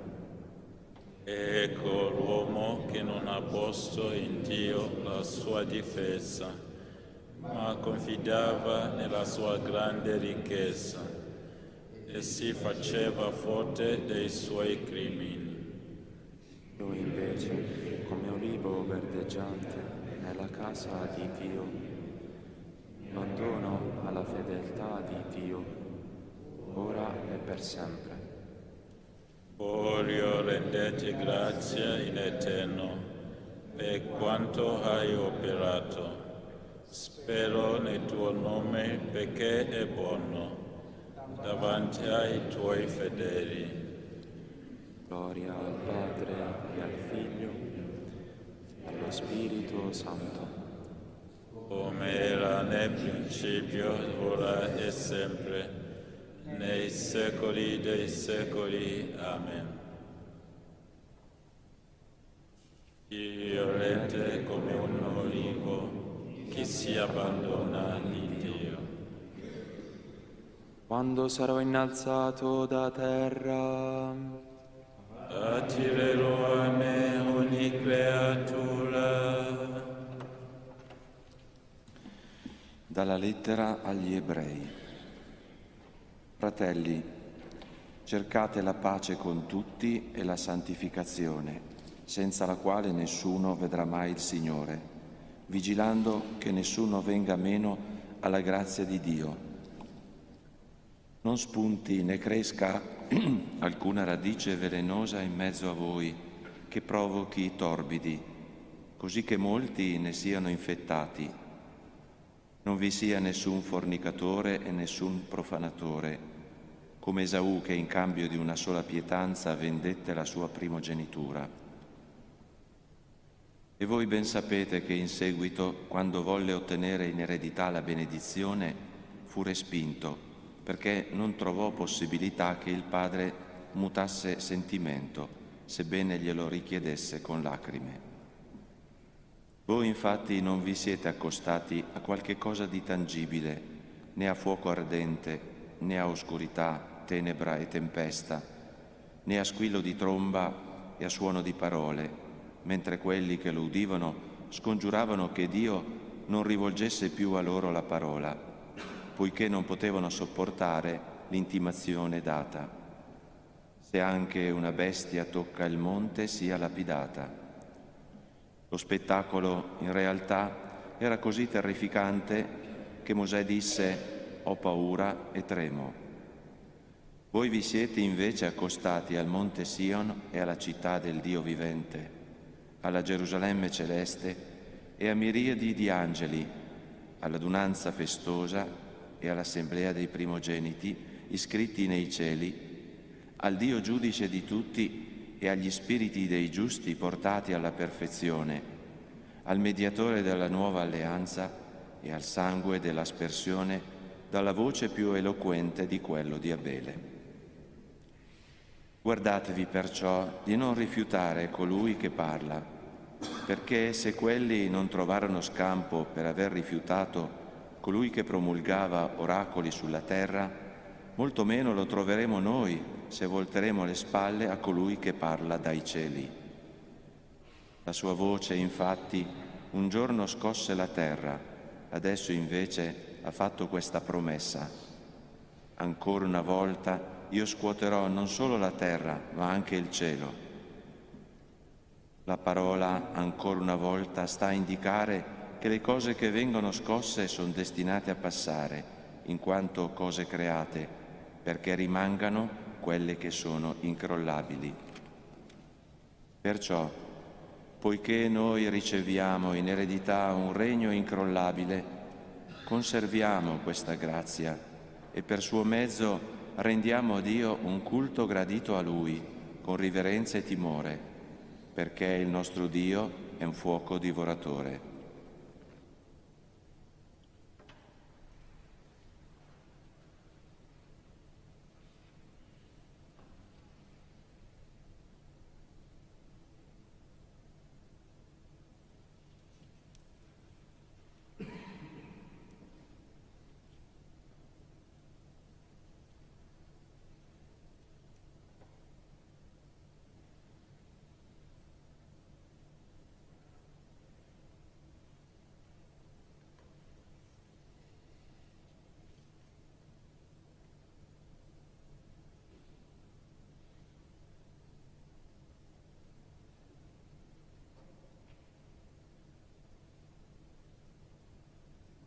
Il popolo di Israele a udire la voce in mezzo alle tenebre. mentre il monte era tutto in fiamme, si avvicinò a Mosè e disse: Ecco, il Signore nostro Dio ci ha mostrato la sua gloria alla sua grandezza.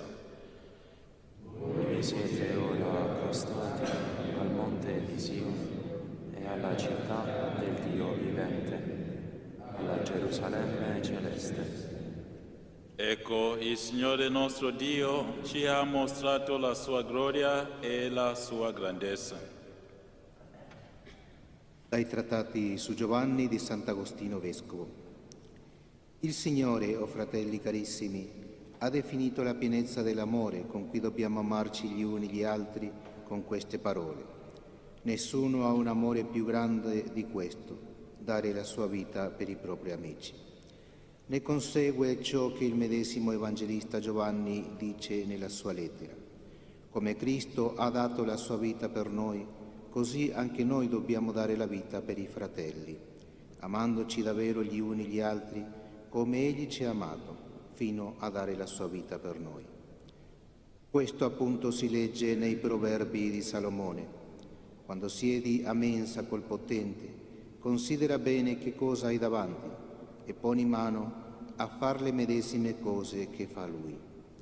Ora, qual è la mensa del grande e del potente, se non quella in cui si riceve il corpo e il sangue di colui che ha dato la vita per noi?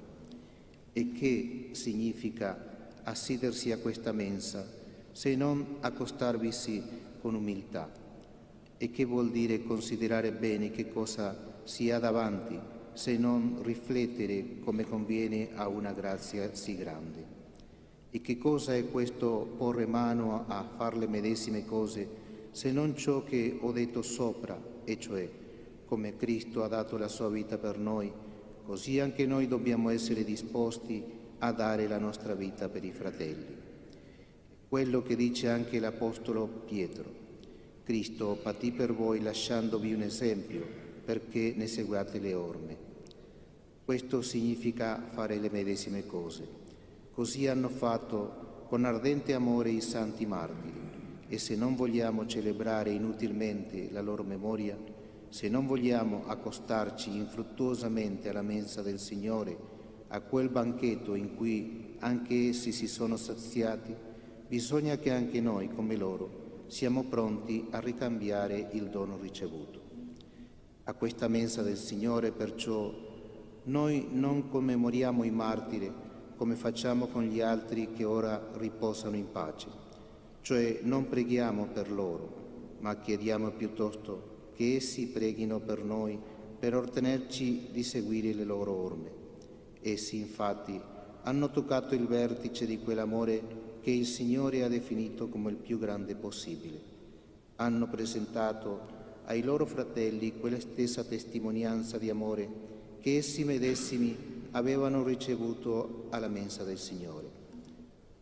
Non vogliamo dire con questo di poter essere pari a Cristo Signore, qualora giungessimo a rendergli testimonianza fino allo spargimento del sangue. Egli aveva il potere di dare la sua vita e di riprenderla, mentre noi non possiamo vivere finché vogliamo e dobbiamo morire anche contro nostra voglia. Egli, morendo, uccise subito in sé la morte, mentre noi veniamo liberati dalla morte solo mediante la sua morte. La sua carne non conobbe la corruzione, mentre la nostra, solo dopo aver subito la correzione, rivestirà per mezzo di lui la incorruttibilità alla fine del mondo. Egli non ebbe bisogno di noi per salvarci, ma noi senza di lui non possiamo far nulla. Egli si è mostrato come vite a noi che siamo i tralci, a noi che senza di Lui non possiamo avere la vita. Infine, anche se i fratelli arrivano a dare la vita per i fratelli, il sangue di un martire non viene sparso per la remissione dei peccati dei fratelli, cosa che invece Egli ha fatto per noi. E con questo ci ha dato non un esempio da imitare, ma un dono di cui essergli grati. I martiri dunque, in quanto versarono il loro sangue per i fratelli, hanno ricambiato solo quanto hanno ricevuto alla mensa del Signore. Manteniamoci sulla loro scia e amiamoci gli uni gli altri, come Cristo ha amato noi, dando se stesso per noi.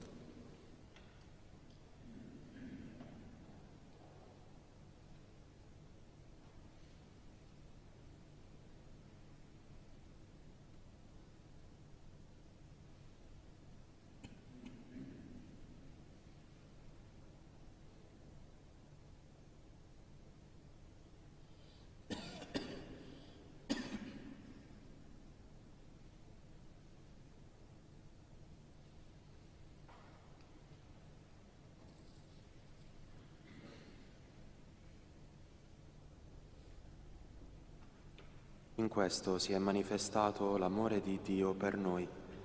Egli ha mandato il suo unico Figlio nel mondo perché avessimo la vita per mezzo di Lui. Se Dio ci ha amati, anche noi dobbiamo amarci gli uni gli altri. Dio ci ha amato per primo e ha mandato il suo Figlio come vittima di espiazione dei nostri peccati. Se Dio ci ha amati, anche noi dobbiamo amarci gli uni gli altri.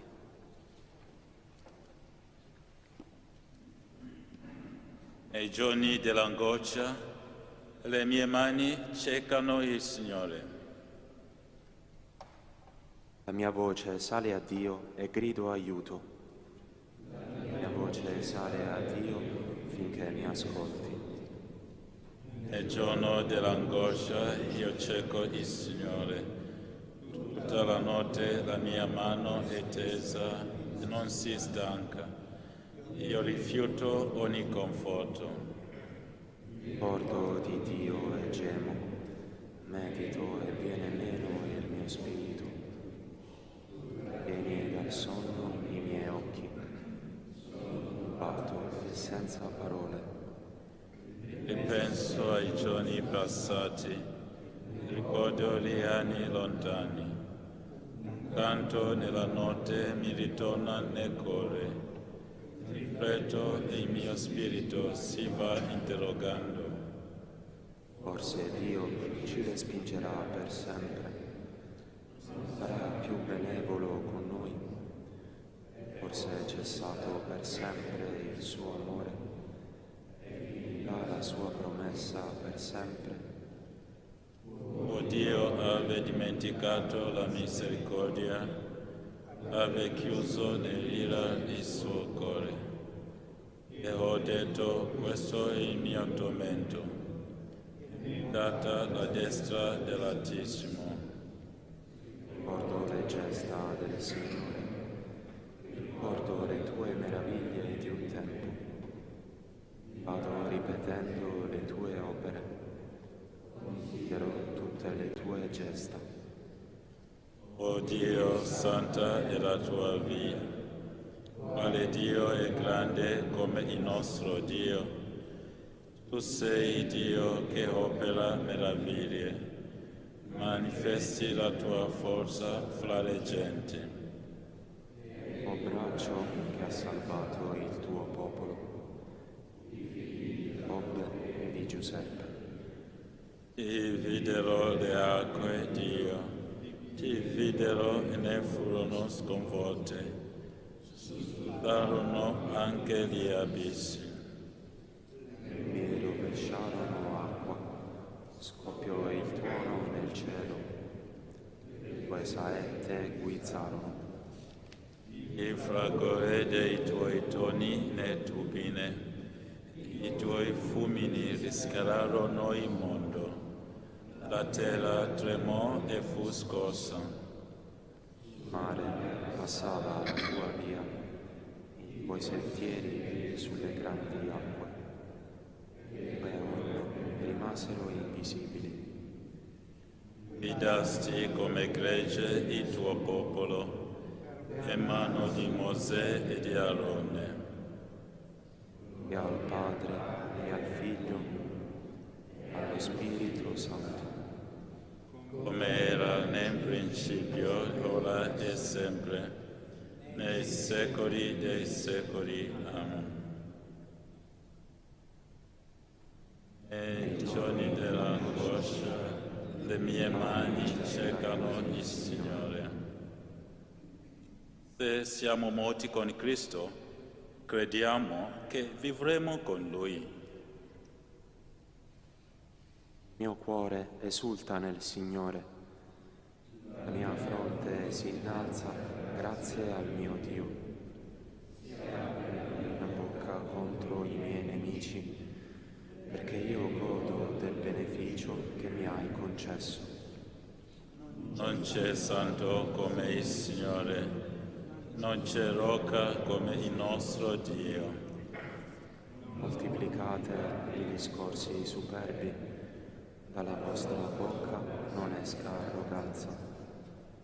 E il Signore è il Dio che sa tutto e le sue opere sono rette.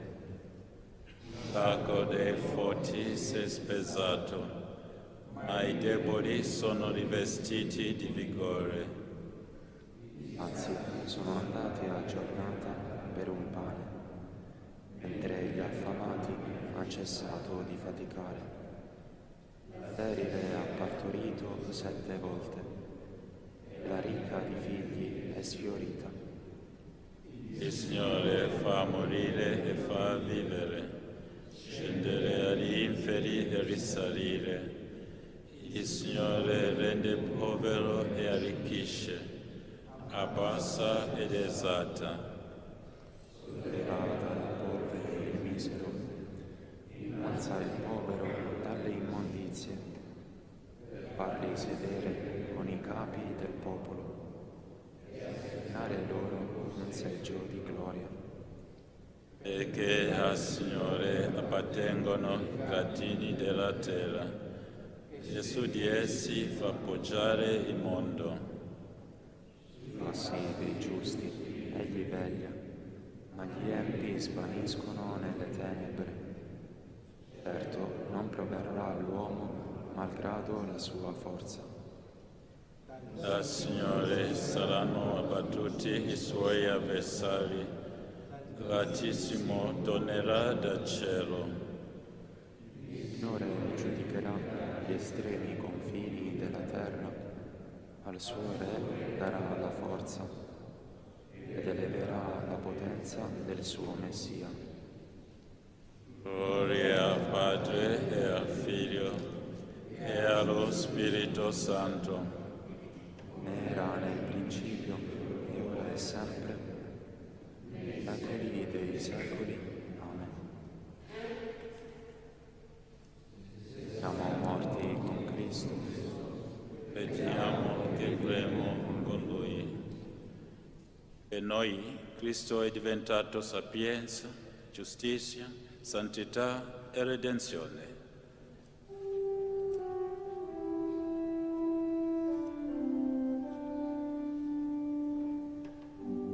Il Signore regna, esulti la terra, gioiscano le isole tutte. Nubi e tenebre lo avvolgono, giustizia e diritto sono la base del suo trono. Davanti a lui cammina il fuoco e brucia tutti intorno i suoi nemici. E il suo fuoco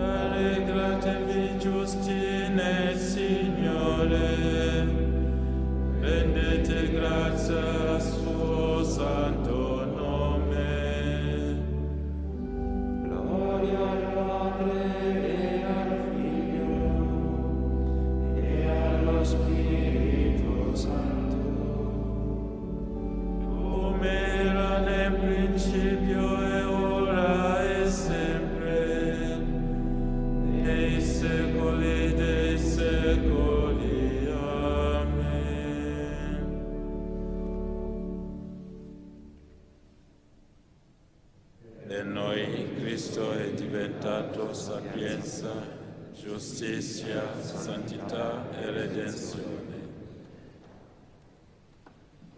Il Signore Dio mi ha aperto l'orecchio e io non ho opposto resistenza, non mi sono tirato indietro.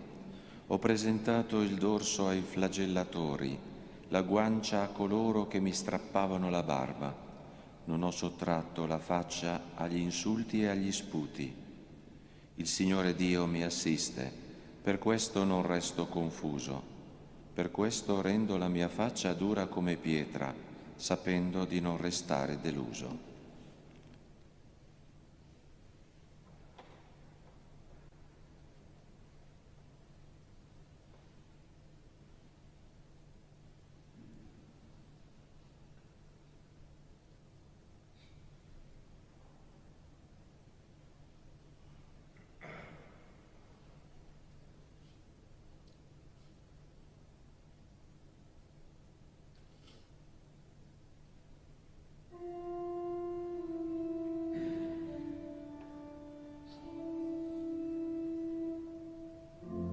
In te, Signore, mi sono rifugiato, mai sarò deluso. In te, Signore, mi sono rifugiato, mai sarò deluso. Nelle tue mani sono i miei giorni, mai sarò deluso. Gloria al Padre e al Figlio e allo Spirito Santo. In te, Signore, mi sono rifugiato, mai sarò deluso. Il sangue di Cristo, offerto a Dio nello Spirito, ci lava dalle opere di morte per un culto santo a Dio vivente.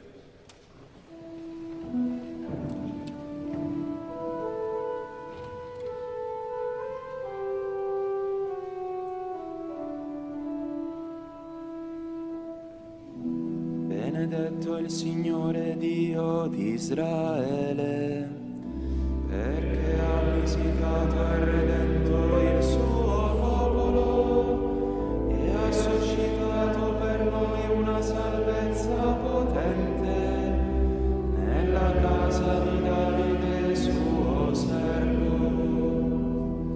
Come aveva promesso per bocca dei suoi santi profeti d'un tempo, salvezza dai nostri nemici e dalle mani di quanti ci odiano. Così egli ha concesso misericordia ai nostri padri e si è ricordato della sua santa alleanza, del giuramento fatto ad Abramo nostro padre, di concederci liberati dalle mani dei nemici. E servirò senza timore in santità e giustizia, al suo cospetto per tutti i nostri giorni, e tu bambino sarai chiamato profeta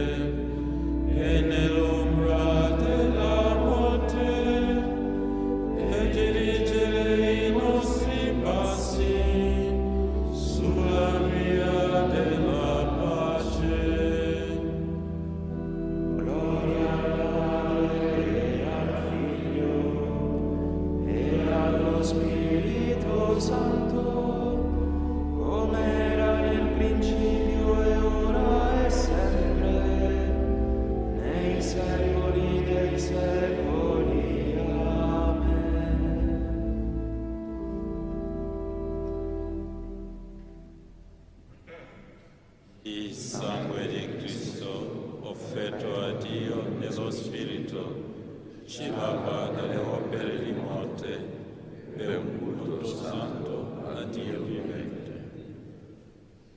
Uniti nella celebrazione della passione di Cristo, preghiamo. Guardaci i frutti della tua Pasqua, o Signore. Signore, che hai accettato lo scandalo della croce, comunicaci la gloria della tua risurrezione. sei stato tradito da uno dei tuoi amici. Preserva i tuoi fedeli da ogni difessione. Sul Monte degli Ulivi hai pregato il Padre tuo di risparmiarti il calice della passione. Fa che il dolore non soffochi mai in noi la fiducia nella preghiera. Il popolo che avevi prediletto ha invocato su di sé il tuo sangue. Scenda su di noi e su tutti gli uomini come lavaggio di purificazione e di salvezza. Padre nostro, che sei nei cieli, sia santificato il tuo nome, venga il tuo regno, sia fatta la tua volontà, come in cielo e così in terra. Dacci oggi il nostro pane quotidiano e rimetti a noi i nostri debiti, come anche noi rimetiamo ai nostri debitori. E non abbandonarci alla tentazione, ma liberaci dal male. O Padre misericordioso, che hai voluto che il tuo Figlio subisse per noi il supplizio della croce per liberarci dal potere del nemico, donaci di giungere alla gloria della risurrezione. Per il nostro Signore Gesù Cristo, tuo Figlio, che è Dio, che vive e regna con te nell'unità dello Spirito Santo, per tutti i secoli dei secoli. Amen. Il Signore sia con voi. Vi benedica Dio Onnipotente, Padre e Figlio e Spirito Santo. Amen. Andate in pace. Diamo grazie a Dio.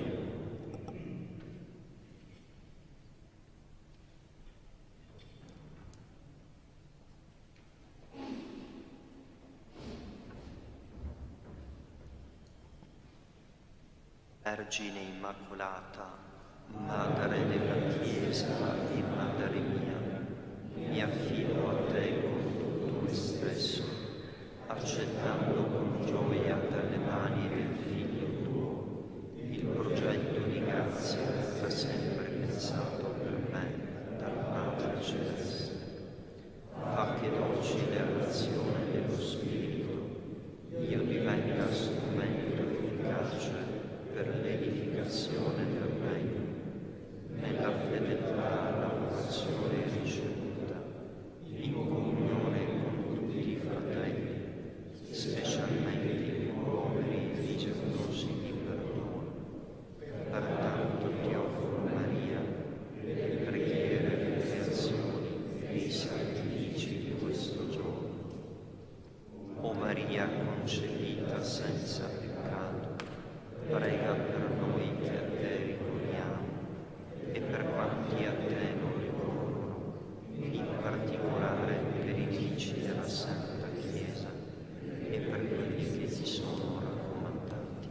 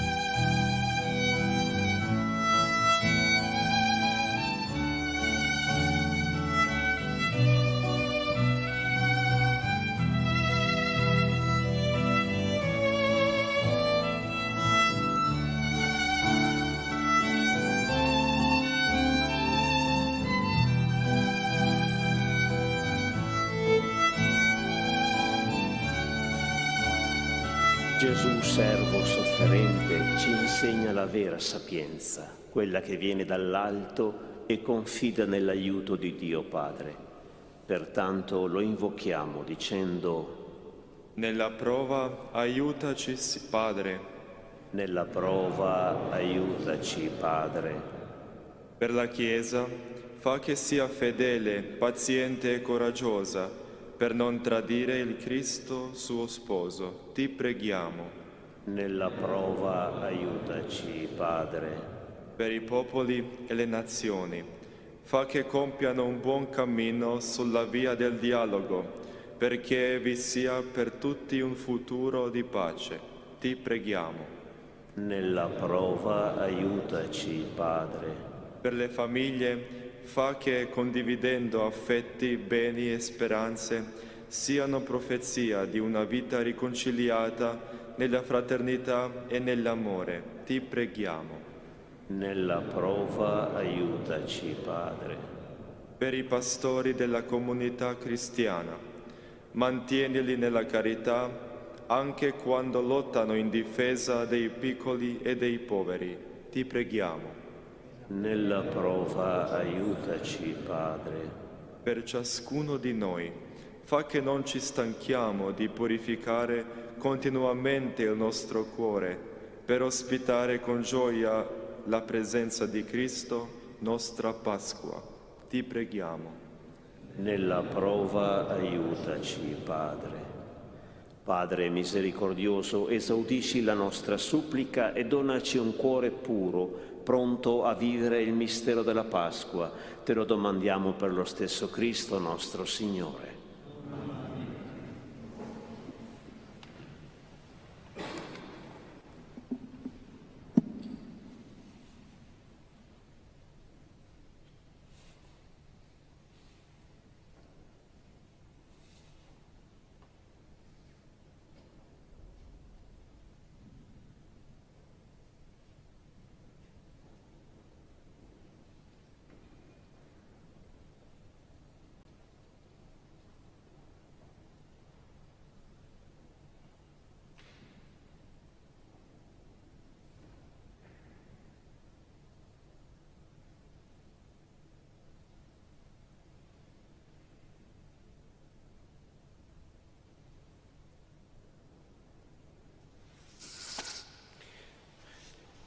Benedetto sei tu, Signore Dio dell'universo. Dalla tua bontà abbiamo ricevuto questo pane, frutto della terra e del nostro lavoro. Lo presentiamo a te perché diventi per noi cibo di vita eterna.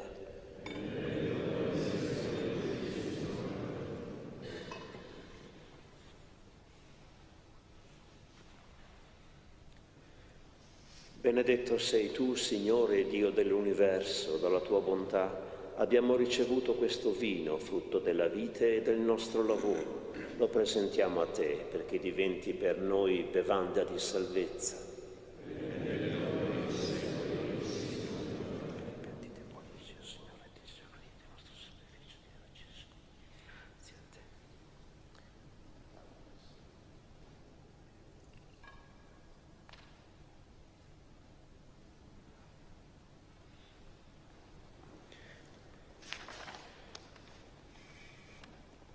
Pregate, fratelli e sorelle, perché il mio e il vostro sacrificio sia gradito a Dio Padre Onnipotente.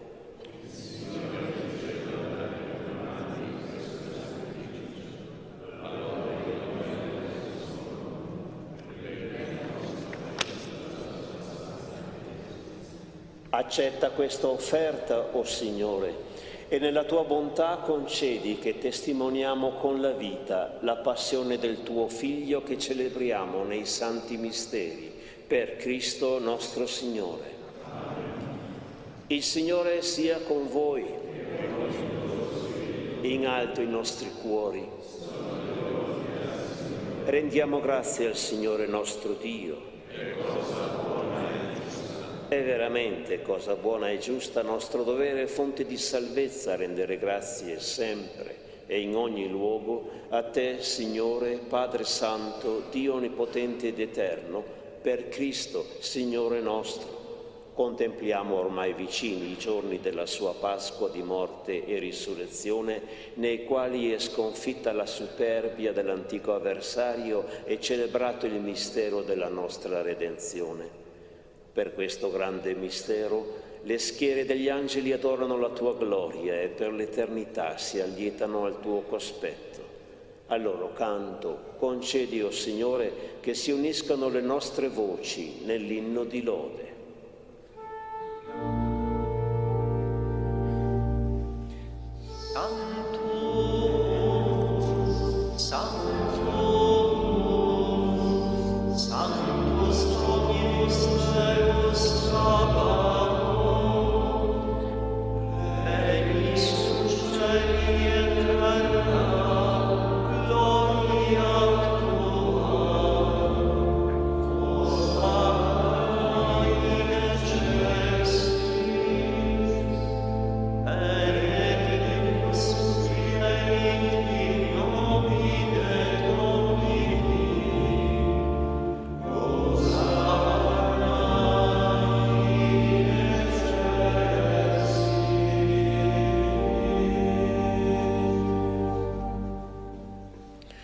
Veramente santo sei tu, o Padre, fonte di ogni santità. Ti preghiamo, santifica questi doni con la rugiada del tuo Spirito, perché diventino per noi il corpo e il sangue del Signore nostro Gesù Cristo. Egli, consegnandosi volontariamente alla passione, prese il pane, rese grazie, lo spezzò, lo diede ai suoi discepoli e disse: prendete e mangiatene tutti, questo è il mio corpo offerto in sacrificio per voi.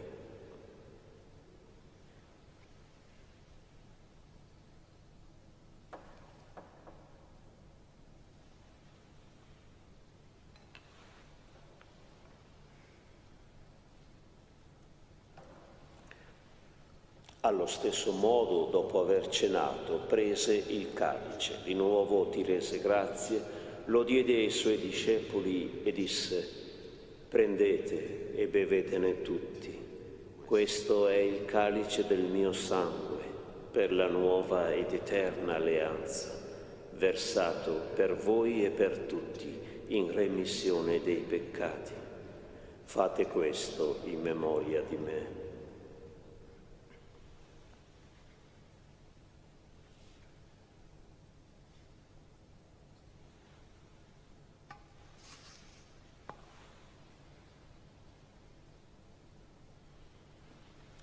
Mistero della fede.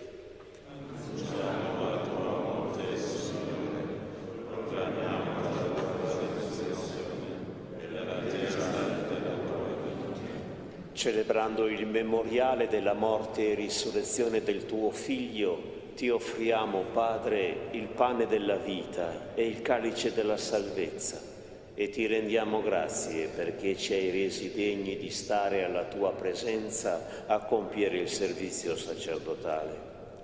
Ti preghiamo umilmente per la comunione al corpo e al sangue di Cristo, lo Spirito Santo ci riunisca in un solo corpo. Ricordati, Padre, della tua Chiesa diffusa su tutta la terra. Rendila perfetta nell'amore in unione con il nostro Papa Francesco, il nostro Vescovo Domenico, i presbiteri e i diaconi. Ricordati anche dei nostri fratelli e sorelle che si sono addormentati nella speranza della risurrezione e nella tua misericordia di tutti i defunti, ammetti alla luce del tuo voto. Di noi tutti abbi misericordia, donaci di avere parte alla vita eterna, insieme con la Beata Maria, Vergine e Madre di Dio, San Giuseppe suo sposo, gli Apostoli, San Francesco, Santa Chiara e tutti i santi che in ogni tempo ti furono graditi. In Gesù Cristo tuo Figlio canteremo la tua lode e la tua gloria. Per Cristo, con Cristo e in Cristo. A te, Dio Padre Onnipotente, nell'unità dello Spirito Santo, ogni onore e gloria per tutti i secoli dei secoli. Amen. Guidati dallo Spirito di Gesù e illuminati dalla sapienza del Vangelo, osiamo dire: Padre nostro che sei nei cieli, sia santificato il tuo nome, venga il tuo regno, sia fatta la tua volontà, come in cielo e così in terra. Dacci oggi il nostro pane quotidiano e rimetti a noi i nostri debiti, come anche noi li rimettiamo ai nostri debitori, e non abbandonarci alla tentazione, ma liberaci dal male. Liberaci, o Signore, da tutti i mali, dona la pace ai nostri giorni, e con l'aiuto della tua misericordia vivremo sempre liberi dal peccato e sicuri da ogni turbamento, nell'attesa che si compia la beata speranza e venga il nostro Salvatore Gesù Cristo. Tuo il regno, tua la potenza e la gloria nei secoli. Signore Gesù Cristo, che hai detto ai tuoi apostoli: vi lascio la pace, vi do la mia pace. Non guardare ai nostri peccati, ma alla fede della tua Chiesa, e donale unità e pace secondo la tua volontà, tu che vivi e regni nei secoli dei secoli. Amen. E la pace del Signore sia sempre con voi. E con il tuo spirito. Scambiatevi il dono della pace.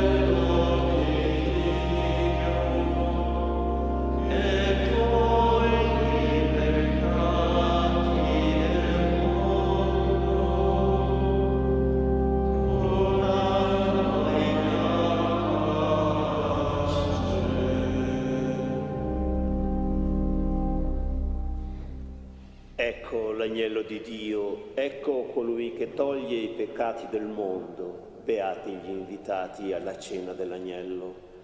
O Signore, non sono degno di partecipare alla tua messa, ma di soltanto una parola e io sarò salvato.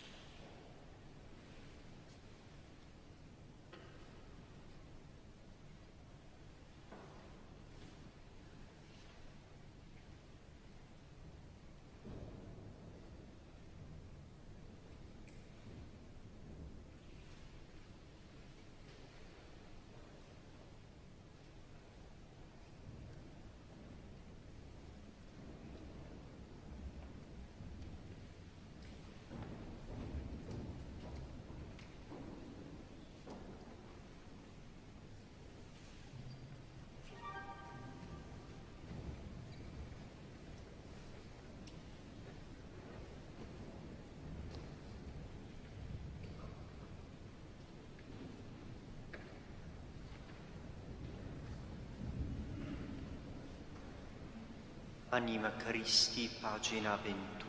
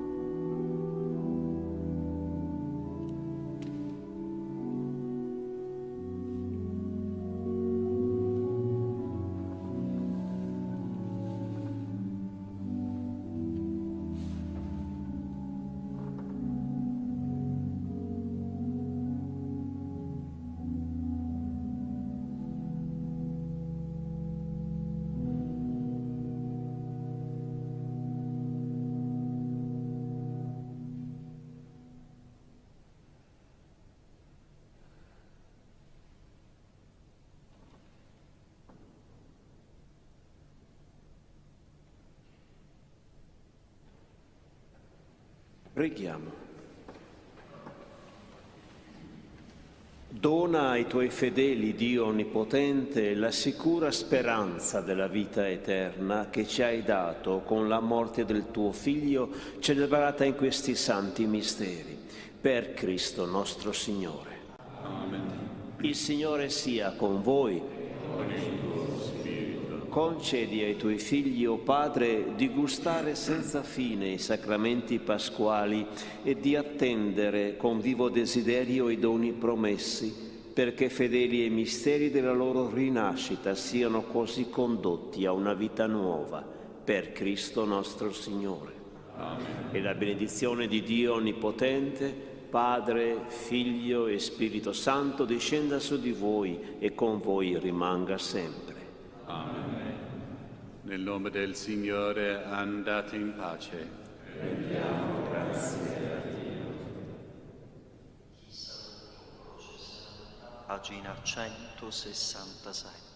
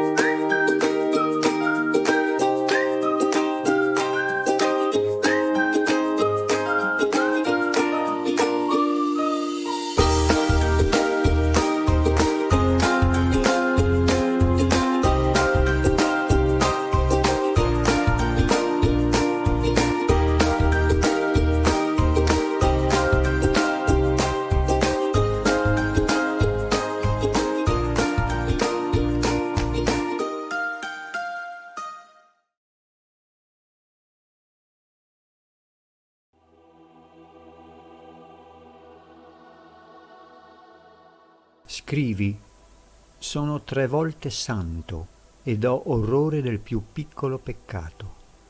Non posso amare un'anima macchiata dal peccato, ma quando si pente la mia generosità non ha limiti verso di lei.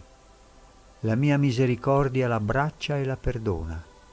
Con la misericordia insegue i peccatori su tutte le loro strade ed il mio cuore gioisce quando essi ritornano a me. Dimentico le amarezze con le quali hanno abbeverato il mio cuore e sono lieto per il loro ritorno. Dì ai peccatori che nessuno sfuggirà alle mie mani. Se fuggono davanti al mio cuore misericordioso, cadranno nelle mani della mia giustizia. Dì ai peccatori che li attendo sempre, sto in ascolto del battito del loro cuore per sapere quando batterà per me. Scrivi che parlo loro con i rimorsi di coscienza, con gli insuccessi e le sofferenze, con le tempeste ed i fulmini. Parlo con la voce della Chiesa e se rendono vane tutte le mie grazie, comincio ad adirarmi contro di essi, abbandonandoli a se stessi, e do loro quello che desiderano.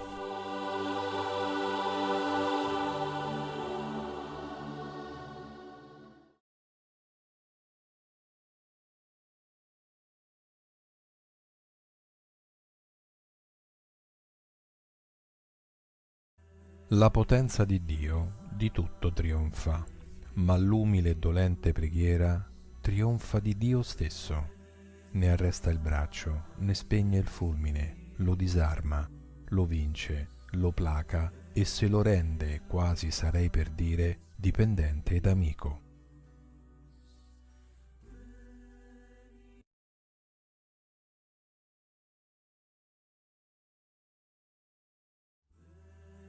Se si gode sempre della protezione di Dio, si comincia a crederla meno necessaria. Ecco perché conviene che talvolta ci sia sottratta, per mostrarci che senza di essa siamo un nulla.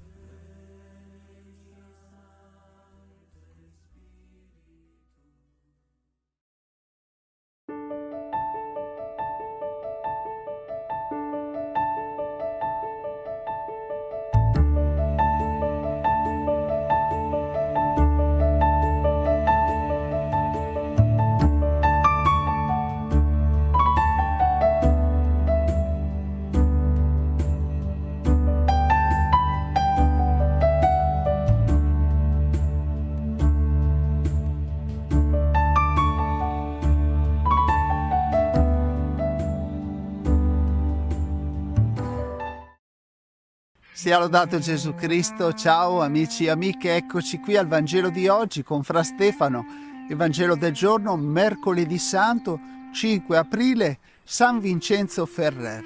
Nel nome del Padre, del Figlio e dello Spirito Santo. Amen. Preghiamo.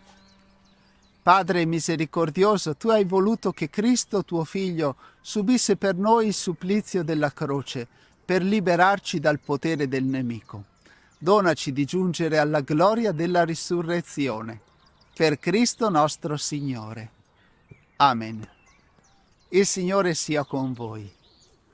Dal Vangelo secondo Matteo. Gloria a te, o Signore. In quel tempo, uno dei 12, chiamato Giuda Iscariota, andò dai capi dei sacerdoti e disse: «Quanto volete darmi perché io ve lo consegni?» E quelli gli fissarono 30 monete d'argento. Da quel momento cercava l'occasione propizia per consegnare Gesù. Il primo giorno degli azimi, i discepoli si avvicinarono a Gesù e gli dissero: «Dove vuoi che prepariamo per te, perché tu possa mangiare la Pasqua?» Ed egli rispose: «Andate in città da un tale e ditegli: il maestro dice: il mio tempo è vicino, farò la Pasqua da te, con i miei discepoli». I discepoli fecero come aveva loro ordinato Gesù e prepararono la Pasqua. Venuta la sera si mise a tavola con i 12. Mentre mangiavano disse: «In verità io vi dico, uno di voi mi tradirà». Ed essi, profondamente rattristati, cominciarono ciascuno a domandargli: sono forse io, Signore? Ed egli rispose, colui che ha messo con me la mano nel piatto è quello che mi tradirà. Il figlio dell'uomo se ne va, come sta scritto di lui, ma guai a quell'uomo dal quale il figlio dell'uomo viene tradito. Meglio per quell'uomo se non fosse mai nato. Giuda, il traditore, disse, Rabbì, sono forse io? Gli rispose, tu l'hai detto. Parola del Signore. Lode a te, o Cristo. Quanto volete darmi perché io ve lo consegni? Questa è la frase terribile con cui Giuda comincia la sua trattativa per vendere il suo amico Gesù. Certo è vero che anche Pietro rinnega Gesù, infatti quando sente minacciata la sua vita si lascia vincere dalla paura e per 3 volte finge di non conoscere il suo migliore amico. Ma c'è una grande differenza tra Pietro e Giuda. E sì, altro che chiacchiere. Infatti un conto è essere colti impreparati nel momento della prova, come è accaduto a Pietro, ma un altro conto è andare in cerca dei nemici per cercare di ricavare dei soldi dalla vendita di un amico. Grande, grandissimo è il peccato di Giuda. Ma anche se prendiamo le distanze da quel traditore, questo non significa che non possa capitare anche a noi qualcosa di simile. Ed è impressionante che l'Evangelista specifichi che tutti quanti i discepoli domandano a Gesù, sono forse io, Signore? Sì, è proprio vero. A volte siamo traditori e nemmeno ce ne accorgiamo. E così con timore anche noi oggi domandiamo a Gesù, sono forse io, Signore? Io non sono Giuda, questo no, ma anch'io ho fatto del male, anch'io ho fatto soffrire alcune persone, anch'io ho fatto soffrire Dio. E Gesù ha donato la sua vita anche per me, per il perdono dei miei peccati. E allora oggi chiniamo il capo nell'ascoltare questo Vangelo e siccome non possiamo fare affidamento sulla nostra giustizia, affidiamoci solo alla misericordia di Dio. Padre nostro che sei nei cieli, sia santificato il tuo nome. Venga il tuo regno, sia fatta la tua volontà, come in cielo così in terra. Dacci oggi il nostro pane quotidiano e rimetti a noi i nostri debiti, come anche noi li rimettiamo ai nostri debitori. E non abbandonarci alla tentazione, ma liberaci dal male. Amen. La benedizione per te e per le persone che porti nel cuore. Il Signore sia con voi. Vi benedica Dio Onnipotente, Padre, Figlio e Spirito Santo. Amen. E manteniamoci sempre uniti non solo nell'ascolto del Vangelo, ma anche nella preghiera, sostenendoci a vicenda. Il Signore ti custodisca nella pace. Ciao ciao e abbi cura di te.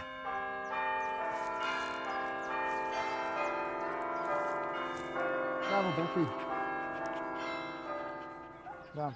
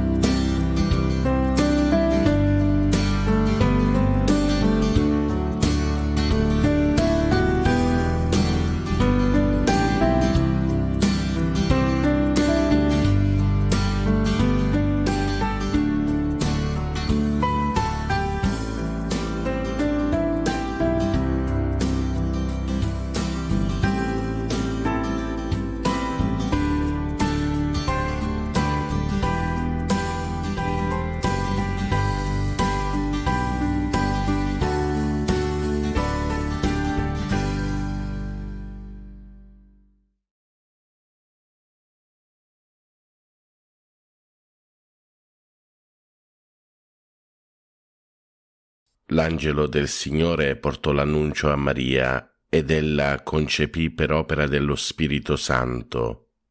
Ave o Maria, piena di grazia, il Signore è con te. Tu sei la benedetta fra le donne, benedetto è il frutto del tuo seno, Gesù. Santa Maria, Madre di Dio, prega per noi peccatori, adesso e nell'ora della nostra morte. Amen. Eccomi, sono la serva del Signore, si compie in me la tua parola. Ave o Maria, piena di grazia, il Signore è con te. Tu sei la benedetta fra le donne, benedetto è il frutto del tuo seno, Gesù. Santa Maria, Madre di Dio, prega per noi peccatori, adesso e nell'ora della nostra morte. Amen. E il Verbo si fece carne e venne ad abitare in mezzo a noi. Ave o Maria, piena di grazia, il Signore è con te. Tu sei la benedetta fra le donne, benedetto è il frutto del tuo seno, Gesù. Santa Maria, Madre di Dio, prega per noi peccatori, adesso e nell'ora della nostra morte. Amen.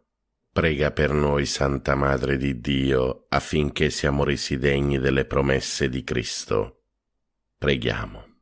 Infondi nel nostro spirito la tua grazia, o Padre, tu che all'annuncio dell'angelo ci hai rivelato l'incarnazione del tuo Figlio, per la sua passione e la sua croce guidaci alla gloria della risurrezione, per Cristo nostro Signore. Amen. Gloria al Padre, al Figlio e allo Spirito Santo, come era nel principio, ora e sempre, nei secoli dei secoli. Amen. Gloria al Padre, al Figlio e allo Spirito Santo, come era nel principio, ora e sempre, nei secoli dei secoli. Amen. Gloria al Padre, al Figlio e allo Spirito Santo, come era nel principio, ora e sempre, nei secoli dei secoli. Amen. Angelo di Dio, che sei il mio custode, illumina, custodisci, regge e governa me, che ti fui affidato dalla pietà celeste. Amen. Per i nostri cari defunti e per le anime del purgatorio, l'eterno riposo dona loro, Signore, risplenda ad essi la luce perpetua, riposino in pace. Amen. L'eterno riposo dona loro, Signore, risplenda ad essi la luce perpetua, riposino in pace. Amen. L'eterno riposo dona loro, Signore, risplenda ad essi la luce perpetua, riposino in pace. Amen. Nel nome del Padre, del Figlio e dello Spirito Santo. Amen. Ti adoro, mio Dio, e ti amo con tutto il cuore. Ti ringrazio di avermi creato, fatto cristiano e conservato in questa notte. Ti offro le azioni della giornata, fa che siano tutte secondo la tua santa volontà e per la maggior gloria di Dio. Preservami dal peccato e da ogni male. La tua grazia sia sempre con me e con tutti i miei cari. Amen. Per tutti i fratelli e sorelle ammalati e ricoverati. Padre nostro che sei nei cieli, sia santificato il tuo nome. Venga il tuo regno, sia fatta la tua volontà, come in cielo così in terra. Dacci oggi il nostro pane quotidiano e rimetti a noi i nostri debiti, come anche noi li rimettiamo ai nostri debitori, e non ci abbandonare alla tentazione, ma liberaci dal male. Ave o Maria, piena di grazia, il Signore è con te. Tu sei la benedetta fra le donne e benedetto è il frutto del tuo seno, Gesù. Santa Maria, Madre di Dio, prega per noi peccatori, adesso e nell'ora della nostra morte. Amen. Gloria al Padre, al Figlio e allo Spirito Santo, come era nel principio, ora e sempre, nei secoli dei secoli. Amen. Cuore divino di Gesù, io ti offro per mezzo del cuore immacolato di Maria, Madre della Chiesa, in unione al sacrificio eucaristico, le preghiere e le azioni, le gioie e le sofferenze di questo giorno, in riparazione dei peccati per la salvezza di tutti gli uomini, nella grazia dello Spirito Santo, a gloria del Divin Padre. Amen. Per tutti i fratelli e sorelle carcerati e senza tetto. Padre nostro che sei nei cieli, sia santificato il tuo nome, venga il tuo regno, sia fatta la tua volontà, come in cielo così in terra. Dacci oggi il nostro pane quotidiano e rimetti a noi i nostri debiti, come anche noi li rimettiamo ai nostri debitori, e non ci abbandonare alla tentazione, ma liberaci dal male. Ave o Maria, piena di grazia, il Signore è con te. Tu sei la benedetta fra le donne, e benedetto è il frutto del tuo seno, Gesù. Santa Maria, Madre di Dio, prega per noi peccatori, adesso e nell'ora della nostra morte. Amen. Gloria al Padre, al Figlio e allo Spirito Santo, come era nel principio, ora e sempre, nei secoli dei secoli. Amen. Atto di fede. Mio Dio, perché sei verità infallibile, credo fermamente in tutto quello che tu hai rivelato e la Santa Chiesa ci propone a credere, ed espressamente credo in te, unico vero Dio, in tre persone uguali e distinte, Padre, Figlio e Spirito Santo. E credo in Gesù Cristo, Figlio di Dio, incarnato e morto per noi, il quale darà a ciascuno, secondo i meriti, il premio o la pena eterna. Conforme a questa fede voglio sempre vivere. Signore, accresci la mia fede. Per tutti i fratelli e sorelle poveri e senza lavoro. Padre nostro che sei nei cieli, sia santificato il tuo nome, venga il tuo regno, sia fatta la tua volontà, come in cielo così in terra. Dacci oggi il nostro pane quotidiano e rimetti a noi i nostri debiti, come anche noi li rimettiamo ai nostri debitori, e non ci abbandonare alla tentazione, ma liberaci dal male. Ave o Maria, piena di grazia, il Signore è con te. Tu sei la benedetta fra le donne, e benedetto è il frutto del tuo seno, Gesù. Santa Maria, Madre di Dio, prega per noi peccatori, adesso e nell'ora della nostra morte. Amen. Gloria al Padre, al Figlio e allo Spirito Santo, come era nel principio, ora e sempre, nei secoli dei secoli. Amen.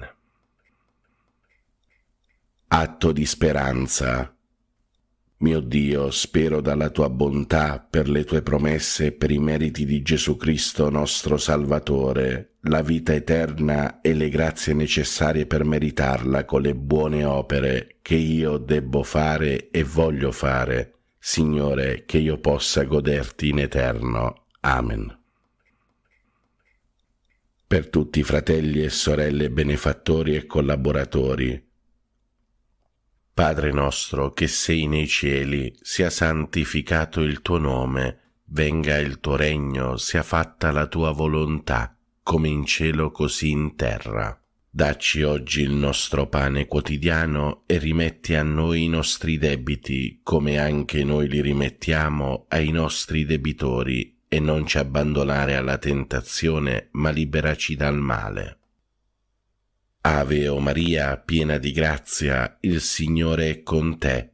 Tu sei la benedetta fra le donne, e benedetto è il frutto del tuo seno, Gesù. Santa Maria, Madre di Dio, prega per noi peccatori, adesso e nell'ora della nostra morte. Amen.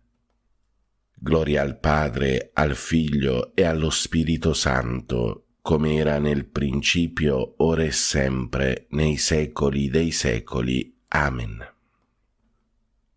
Atto di carità.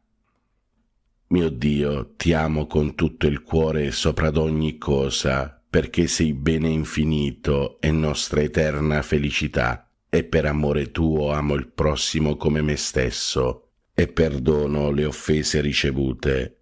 Signore, che io ti ami sempre più. Amen. Per tutti i fratelli e sorelle anziani e nelle case di riposo. Padre nostro che sei nei cieli, sia santificato il tuo nome, venga il tuo regno, sia fatta la tua volontà, come in cielo così in terra. Dacci oggi il nostro pane quotidiano e rimetti a noi i nostri debiti, come anche noi li rimettiamo ai nostri debitori, e non ci abbandonare alla tentazione, ma liberaci dal male. Ave o Maria, piena di grazia, il Signore è con te. Tu sei la benedetta fra le donne, e benedetto è il frutto del tuo seno, Gesù. Santa Maria, Madre di Dio, prega per noi peccatori, adesso e nell'ora della nostra morte. Amen. Gloria al Padre, al Figlio e allo Spirito Santo, come era nel principio, ora e sempre, nei secoli dei secoli. Amen. Fratelli e sorelle, chiediamo al Signore perdono per tutti i nostri peccati e chiediamolo con un atto di dolore.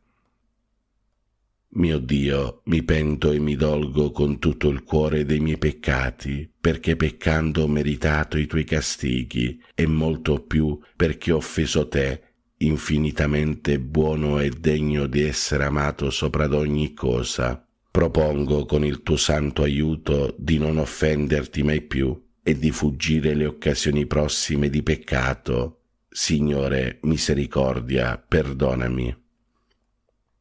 Per tutti i nostri cari defunti e per le anime del purgatorio, specialmente quelle più sole, disperse, abbandonate e consacrate, e per quelle che non prega mai nessuno. Eterno Padre, per la tua infinita bontà, accogli nel tuo regno i nostri cari defunti, non imputare loro nessuna colpa commessa a causa della loro fragilità umana. L'eterno riposo dona loro, Signore, risplenda ad essi la luce perpetua, riposate in pace. Amen. L'eterno riposo dona loro, Signore, risplenda ad essi la luce perpetua, riposate in pace. Amen. L'eterno riposo dona loro, Signore, risplenda ad essi la luce perpetua, riposate in pace. Amen. Preghiamo per tutti i bambini e i giovani del mondo. Ave o Maria, piena di grazia, il Signore è con te. Tu sei la benedetta fra le donne, e benedetto è il frutto del tuo seno, Gesù. Santa Maria, Madre di Dio, prega per noi peccatori, adesso e nell'ora della nostra morte. Amen. Angelo di Dio, che sei il mio custode, illumina, custodisci, regge e governa me, che ti fui affidato dalla pietà celeste. Amen. Fratelli e sorelle, vi do la santa benedizione. Per intercessione di Maria Immacolata e di tutti i santi vi benedica Dio Padre Onnipotente, Padre, Figlio e Spirito Santo. Amen. Buona e santa giornata a tutti, fratelli e sorelle. Dio vi benedica sempre. Pace e bene, Ave Maria. Oggi si festeggia San Vincenzo Ferrer, il predicatore pentecostale compreso da tutti, come in una specie di traduzione simultanea. Nelle prediche e nelle esortazioni, diceva Vincenzo, usate un linguaggio semplice e familiare per spiegare con chiarezza ai fedeli ciò che essi devono fare.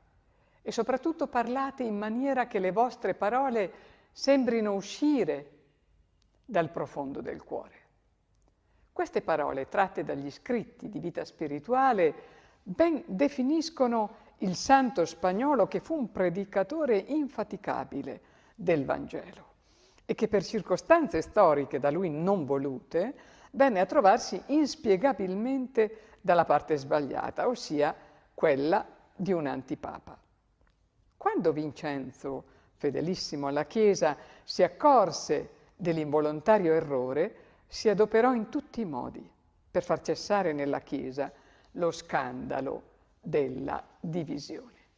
Ma chi era questo santo? Vincenzo Ferrer era nato nel 1350 a Valencia, in Spagna, ma era figlio di un padre inglese. A 17 anni scelse la strada del convento ed entrò tra i padri predicatori, i padri domenicani della sua città natale, appunto Valencia, dove divenne maestro di teologia.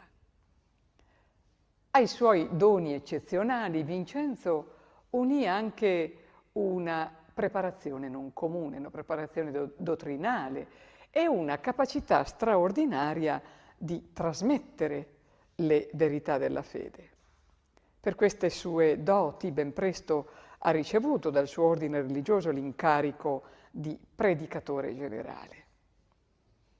Questo importante compito aumentò in Vincenzo moltissimo la sua notorietà e venne frequentemente coinvolto nei gravi problemi che travagliavano la Chiesa del suo tempo. Uno dei momenti più delicati è stato certamente quello che segnò il cosiddetto grande scisma, ossia la elezione contemporanea di due papi che si contendevano il governo della Chiesa.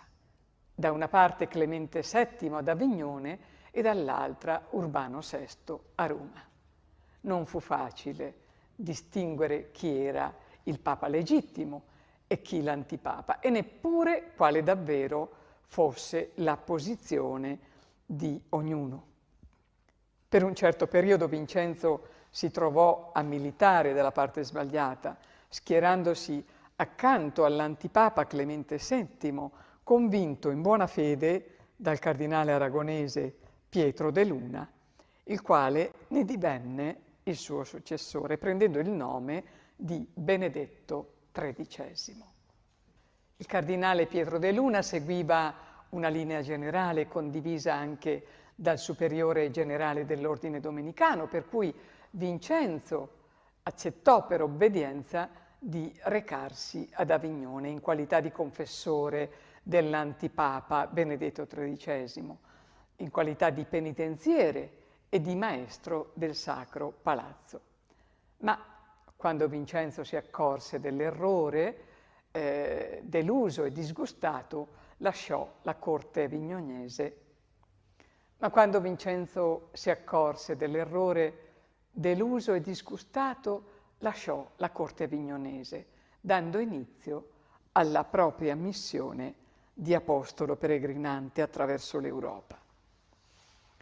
Predicò la penitenza dei peccati e la necessità di prepararsi al giudizio finale. L'entusiasmo che suscitava la sua predicazione era tale che migliaia di persone decidevano di seguirlo. Il santo domenicano accompagnava la parola con numerosi miracoli. Vincenzo Ferrer venne definito un autentico predicatore pentecostale.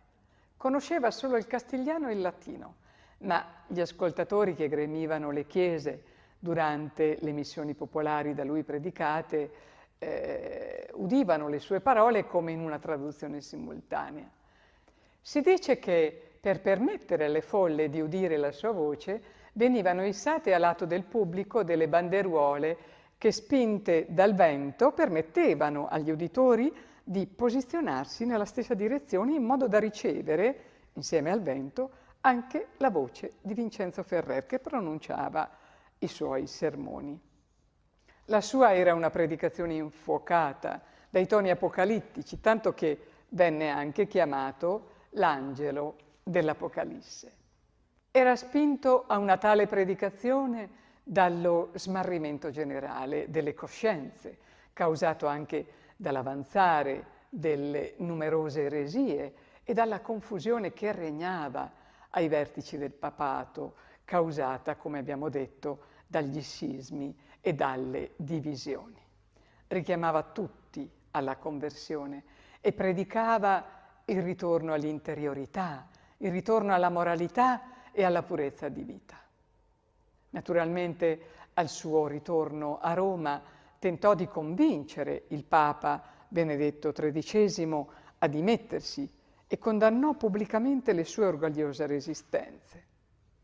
Ciò non avvenne, per cui si dovette attendere il Concilio di Costanza per vedere tornare nella Chiesa la concordia e il fervore della fede. Tra i gesti storici più importanti compiuti da San Vincenzo Ferrer, il fatto di essersi adoperato per cercare in tutti i modi di fermare la guerra dei 100 anni. Ma l'anno successivo morì a Vannes, in Francia. Alla sua tomba, ancora oggi meta di pellegrinaggi, si recano soprattutto i padri domenicani che lo annoverano tra i loro santi. E allora noi, nel giorno di San Vincenzo Ferrer, rivolgiamo a Dio la seguente preghiera. Gesù crocifisso, tutti ci possono ingannare, abbandonare, deludere, soltanto tu non ci deluderai mai. Tu hai lasciato che le nostre mani ti inchiodassero crudelmente alla croce, per dirci che il tuo amore è vero, è sincero, è fedele, è irrevocabile. Gesù crocifisso, gli occhi dei nostri anziani ti hanno cercato nelle giornate faticose della loro vita e in te hanno trovato consolazione e pace. Gli occhi dei nostri genitori hanno visto le tue ferite e hanno avvertito la potenza dell'amore di Dio che non invecchia né appassisce. I nostri occhi oggi vedono le tue mani inchiodate, eppure capaci di dare ancora la vera libertà. Vedono i tuoi piedi attaccati al patibolo, eppure capaci di camminare e di far camminare. Vedono il tuo cuore aperto da una lancia, eppure capace di dare il perdono che salva. Gesù crocifisso, è finita l'illusione di una felicità senza Dio. Torniamo a te, unica speranza e unico liberatore, unica gioia e unica verità, che riempie il cuore e dà senso e dignità alla vita di tutti. Gesù crocifisso, abbi pietà di noi peccatori. Amen.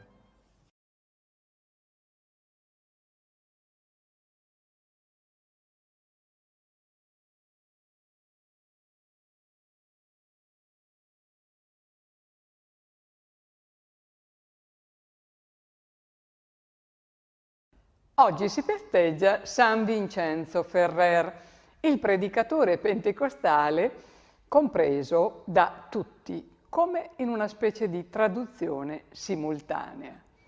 Nelle prediche e nelle esortazioni, diceva Vincenzo, usate un linguaggio semplice e familiare per spiegare con chiarezza ai fedeli ciò che essi devono fare.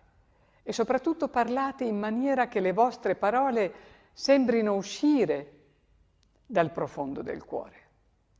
Queste parole, tratte dagli scritti di vita spirituale, ben definiscono il santo spagnolo che fu un predicatore infaticabile del Vangelo e che per circostanze storiche da lui non volute venne a trovarsi inspiegabilmente dalla parte sbagliata, ossia quella di un antipapa. Quando Vincenzo, fedelissimo alla Chiesa, si accorse dell'involontario errore, si adoperò in tutti i modi per far cessare nella Chiesa lo scandalo della divisione. Ma chi era questo santo? Vincenzo Ferrer era nato nel 1350 a Valencia, in Spagna, ma era figlio di un padre inglese. A 17 anni scelse la strada del convento ed entrò tra i padri predicatori, i padri domenicani della sua città natale, appunto Valencia, dove divenne maestro di teologia. Ai suoi doni eccezionali Vincenzo unì anche una preparazione non comune, una preparazione dottrinale e una capacità straordinaria di trasmettere le verità della fede. Per queste sue doti ben presto ha ricevuto dal suo ordine religioso l'incarico di predicatore generale. Questo importante compito aumentò in Vincenzo moltissimo la sua notorietà e venne frequentemente coinvolto nei gravi problemi che travagliavano la Chiesa del suo tempo. Uno dei momenti più delicati è stato certamente quello che segnò il cosiddetto grande scisma, ossia la elezione contemporanea di due papi che si contendevano il governo della Chiesa. Da una parte Clemente VII ad Avignone e dall'altra Urbano VI a Roma. Non fu facile distinguere chi era il Papa legittimo e chi l'antipapa, e neppure quale davvero fosse la posizione di ognuno. Per un certo periodo Vincenzo si trovò a militare dalla parte sbagliata, dal cardinale aragonese Pietro de Luna, il quale ne divenne il suo successore, prendendo il nome di Benedetto XIII. Il cardinale Pietro de Luna seguiva una linea generale condivisa anche dal superiore generale dell'ordine domenicano, per cui Vincenzo accettò per obbedienza di recarsi ad Avignone in qualità di confessore dell'antipapa Benedetto XIII, in qualità di penitenziere e di maestro del Sacro Palazzo. Ma quando Vincenzo si accorse dell'errore, deluso e disgustato, lasciò la corte avignonese. Ma quando Vincenzo si accorse dell'errore, deluso e disgustato, lasciò la corte avignonese, dando inizio alla propria missione di apostolo peregrinante attraverso l'Europa. Predicò la penitenza dei peccati e la necessità di prepararsi al giudizio finale. L'entusiasmo che suscitava la sua predicazione era tale che migliaia di persone decidevano di seguirlo. Il santo domenicano accompagnava la parola con numerosi miracoli. Vincenzo Ferrer venne definito un autentico predicatore pentecostale. Conosceva solo il castigliano e il latino, ma gli ascoltatori che gremivano le chiese durante le missioni popolari da lui predicate udivano le sue parole come in una traduzione simultanea. Si dice che per permettere alle folle di udire la sua voce venivano issate a lato del pubblico delle banderuole che, spinte dal vento, permettevano agli uditori di posizionarsi nella stessa direzione in modo da ricevere, insieme al vento, anche la voce di Vincenzo Ferrer che pronunciava i suoi sermoni. La sua era una predicazione infuocata, dai toni apocalittici, tanto che venne anche chiamato l'angelo dell'Apocalisse. Era spinto a una tale predicazione dallo smarrimento generale delle coscienze, causato anche dall'avanzare delle numerose eresie e dalla confusione che regnava ai vertici del papato, causata, come abbiamo detto, dagli scismi e dalle divisioni. Richiamava tutti alla conversione e predicava il ritorno all'interiorità, il ritorno alla moralità e alla purezza di vita. Naturalmente, al suo ritorno a Roma, tentò di convincere il Papa Benedetto XIII a dimettersi e condannò pubblicamente le sue orgogliose resistenze. Ciò non avvenne, per cui si dovette attendere il Concilio di Costanza per vedere tornare nella Chiesa la concordia e il fervore della fede.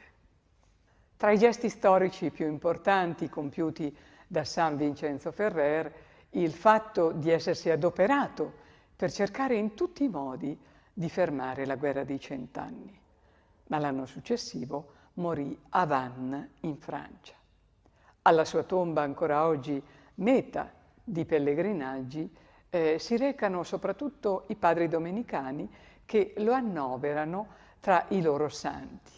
E allora noi, nel giorno di San Vincenzo Ferrer, rivolgiamo a Dio la seguente Preghiera. Gesù crocifisso, tutti ci possono ingannare, abbandonare, deludere, soltanto tu non ci deluderai mai. Tu hai lasciato che le nostre mani ti inchiodassero crudelmente alla croce, per dirci che il tuo amore è vero, è sincero, è fedele, è irrevocabile. Gesù crocifisso, gli occhi dei nostri anziani ti hanno cercato nelle giornate faticose della loro vita e in te hanno trovato consolazione e pace. Gli occhi dei nostri genitori hanno visto le tue ferite e hanno avvertito la potenza dell'amore di Dio che non invecchia né appassisce. I nostri occhi oggi vedono le tue mani inchiodate, eppure capaci di dare ancora la vera libertà. Vedono i tuoi piedi attaccati al patibolo, eppure capaci di camminare e di far camminare. Vedono il tuo cuore aperto da una lancia, eppure capace di dare il perdono che salva.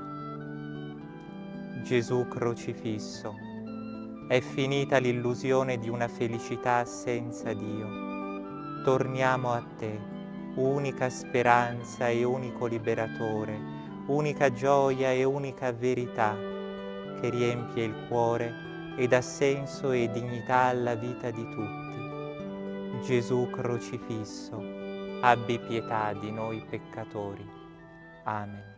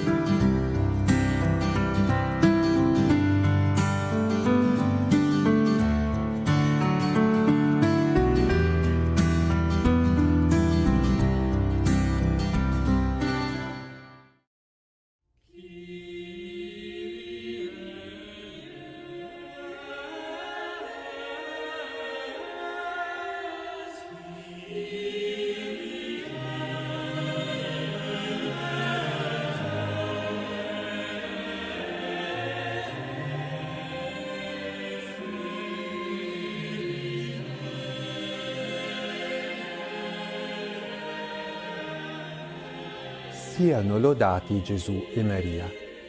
Cari fratelli e sorelle, la prima lettura di oggi riporta il terzo canto del servo del Signore. Questo terzo canto presenta il servo del Signore come sofferente. Ho presentato il mio dorso ai flagellatori, le mie guance a coloro che mi strappavano la barba. Non ho sottratto la faccia agli insulti e agli sputi. Si parla chiaramente delle sofferenze di Gesù. Gesù percosso e flagellato. Ma in mezzo a questa grande sofferenza il servo del Signore mantiene una grande fiducia in Dio. Il Signore Dio mi assiste, per questo non resto svergognato, per questo rendo la mia faccia dura come pietra, sapendo di non restare confuso. È questa la cosa più difficile, mantenere la fiducia in Dio quando si è nella sofferenza. Facile confidare in Lui nella prosperità, eroico è dimostrarla sotto il peso della prova. Questo tempo di difficoltà che stiamo attraversando è un banco di prova per saggiare la nostra fede. È soprattutto al momento della prova che si possono fare passi molto grandi nel cammino della nostra santificazione. Dire Gesù confido in te, pensaci tu quando tutto va male, vale più di tante preghiere recitate al momento favorevole tra tante consolazioni. Il servo di Dio si dimostra tale al momento della prova. È allora che si vedono i veri amici del Signore. Un giorno Santa Teresa, provata da tante tribolazioni, si lamentava con Dio e il Signore le rispose: Teresa, è così che tratto i miei amici. E lei, di rimando, con grande confidenza rispose: ed è per questo che ne hai così pochi. Questo dialogo tra Gesù e Santa Teresa ci fa capire che la prova non è una disgrazia, l'unica disgrazia è il peccato. Ci fa capire che la prova è un dono della bontà divina per la nostra purificazione e santificazione, ma sono pochi quelli che lo comprendono. Per questo motivo i veri amici di Gesù sono sempre pochi. I veri amici si vedono al momento della prova. Santa Teresa diceva che tante volte noi non amiamo il Dio delle consolazioni, ma le consolazioni di Dio. Amiamo maggiormente i suoi doni che Lui, e per questo a volte Dio ci lascia senza i suoi doni, affinché noi possiamo finalmente amarlo veramente con tutto il cuore. Il Salmo continua a parlare dei dolori del servo sofferente, ovvero di Gesù. Per te io sopporto l'insulto e la vergogna mi copre la faccia. Gli insulti di chi ti insulta ricadono su di me. E sono soprattutto queste le parole del Salmo che dobbiamo meditare. Mi aspettavo compassione, ma invano, consolatori, ma non ne ho trovati. Queste parole sono di grande attualità. Gesù è solo abbandonato nelle nostre chiese, senza chi lo vada a consolare. Gesù stesso un giorno si lamentò con Santa Gemma Galgani in questo modo: il mio cuore sempre contristato, me ne rimango quasi sempre solo nelle chiese, e se molti si radunano hanno ben altri motivi, e devo soffrire di vedere la mia chiesa, la mia casa, ridotta in un teatro di divertimento. E a Santa Margherita Maria così diceva: io ho una sete ardente d'essere onorato dagli uomini nel Santissimo Sacramento e non trovo quasi nessuno che secondo il mio desiderio si sforzi di dissetarmi usando verso di me qualche contraccambio. Come c'è possibile? Andiamo a consolare Gesù, amiamolo e adoriamolo per chi si dimentica di Lui. Nella vita di Santa Gemma Galgani si racconta un particolare molto bello. Quando la santa si recava in chiesa, tante volte era costretta a rimanere in fondo, vicino all'uscita. Cercava di avvicinarsi all'altare quanto più poteva, ma non ci riusciva. Non ci riusciva perché era talmente grande il suo amore per l'Eucaristia che letteralmente le si bruciacchiavano gli abiti dalla parte del cuore. Anche noi tante volte rimaniamo in fondo alla Chiesa, ma per ben altri motivi. Se così è stato fino ad oggi, facciamo in modo che non lo sia più per l'avvenire. È vero, il nostro cuore è freddo e duro come una pietra, ma perlomeno una pietra esposta al sole si arroventa. Così sarà del nostro cuore davanti al sole divino che è Gesù nel tabernacolo, o perlomeno nell'adorazione di desiderio. Un po' per volta si scalderà e inizierà ad amare e a consolare e a ripagare chi tanto ci ama. E per intercessione della Beata Vergine Maria di San Giuseppe vi benedica e vi custodisca il Signore Onnipotente e vi liberi da ogni male, nel nome del Padre e del Figlio e dello Spirito Santo. Amen. Siano lodati Gesù, Maria e Giuseppe.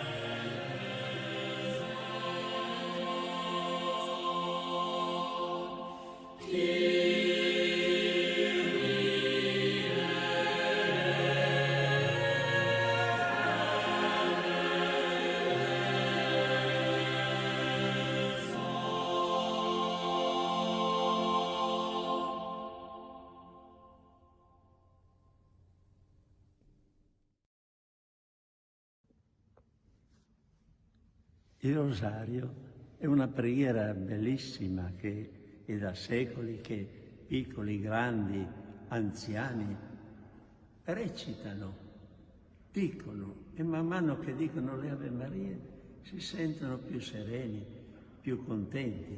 È un effetto di questa fede che Maria, la nostra mamma del cielo, ci sta ascoltando. Noi non vediamo niente, ci stanchiamo. Io ricordo quando ero bambino che andavo in chiesa alla sera, il mese di maggio, non vedevamo l'ora, perché dopo si andava a giocare a nascondiglio, eccetera. Però il rosario lo dicevo da bambino come sapevo dirlo quella volta. Dopo sono cresciuto, l'ho detto da grande, e adesso che sono anche sacerdote lo dico in una maniera tanto più bella, perché ho visitato tanti santuari, tanti posti dove Maria è apparsa. E allora, immaginando che è lì presente, sapendo che ci ascolta, non prego per me, ma per tutti. Per cui sento ogni giorno la gioia di dire questo rosario, ma il mese di maggio è per tanti, per unirsi nelle famiglie, per sentirsi vicini. E questo ripetere le Ave Marie può stancare, ma è sempre un momento di gioia in cui diamo un piccolo atto di amore a Maria e con Maria a tutta la famiglia, a tutto il mondo. E quindi noi seminiamo le Ave Marie. Io dico, cosa fai in chiesa qualche volta? Cammino su e giù per la chiesa e semino le Ave Marie. È un modo di dire seminare, ma entreranno nel cuore di tanti. E questo mi dà coraggio e gioia di andare avanti. E poi c'è l'abitudine di dire le 3 Ave Maria alla sera. A 8 anni mi hanno detto di dire le 3 Ave Maria alla sera. Non ho mai smesso e ho sentito sempre una presenza della Madonna che mi benedice. Ecco, quelle 3 Ave Maria si possono dire ai piedi del letto prima di addormentarsi e dà un bel segno, perché l'Ave Maria, e finisco per dirvi questo, è un bel saluto che, pensandoci bene, l'angelo non ha detto a Maria, Shalom, la pace, ha detto Chaire Maria, una parola difficile che dice rallegrati Maria, sta contenta perché sei piena di grazia, il Signore è con te.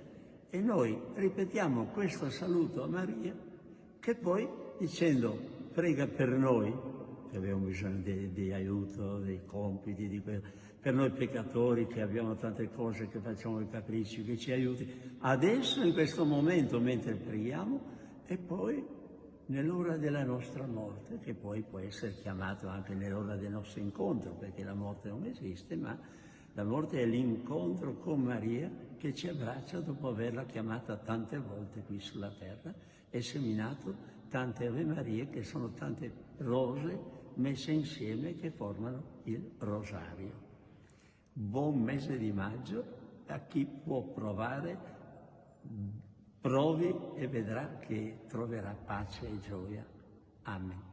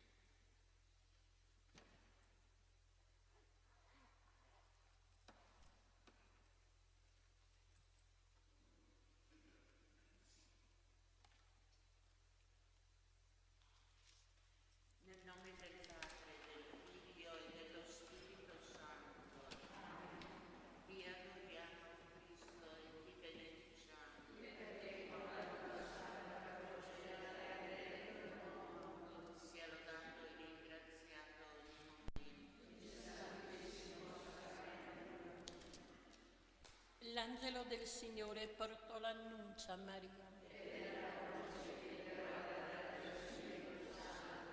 Ave Maria, piena di grazia, il Signore è con te. Tu sei benedetta fra le donne e benedetto è il frutto del tuo seno, Gesù. Santa Maria, Madre di Dio, prega per noi peccatori, adesso è l'ora della nostra morte. Amen. Ecco l'ancella del Signore. Ave Maria, piena di grazia, il Signore è con te. Tu sei benedetta fra le donne e benedetto è il frutto del tuo seno, Gesù. Santa Maria, Madre di Dio, prega per noi peccatori, adesso è l'ora della nostra morte. Amen. E il Verbo si è fatto carne. Ave Maria, piena di grazia, il Signore è con te. Tu sei benedetta fra le donne e benedetto è il frutto del tuo seno, Gesù. Santa Maria, Madre di Dio, prega per noi peccatori, adesso è l'ora della nostra morte. Amen. Prega per noi, Santa Madre di Dio. Perché siamo fatti degne delle promesse di Cristo. Infondi nel nostro spirito la tua grazia, o Padre. Tu che all'annuncio dell'angelo ci hai rivelato l'incarnazione del tuo Figlio per la sua passione e la sua croce, guidaci alla gloria della risurrezione. Per Cristo nostro Signore. Amen. Trinità d'amore. Eterna comunione, Padre, Figlio e Spirito Santo. Confidiamo nella tua fedele misericordia.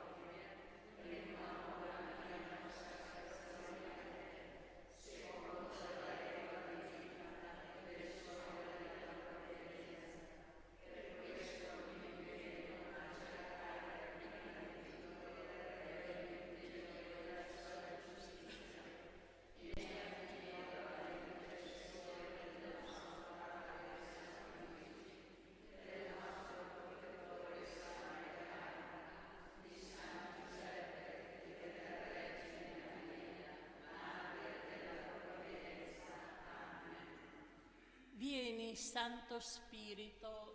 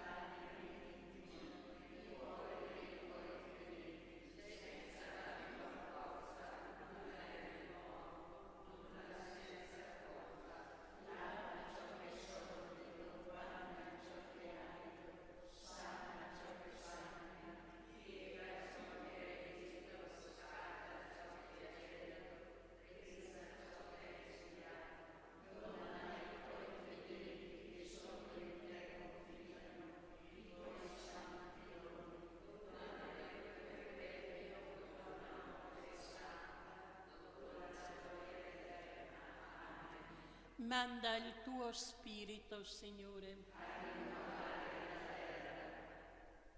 Venga, o Padre, il tuo Santo Spirito e ci trasformi interiormente con i suoi doni. Crei in noi un cuore nuovo perché possiamo piacere a te e compiere il tuo disegno di salvezza. Per Cristo nostro Signore. Amen. Gesù, Giuseppe e Maria.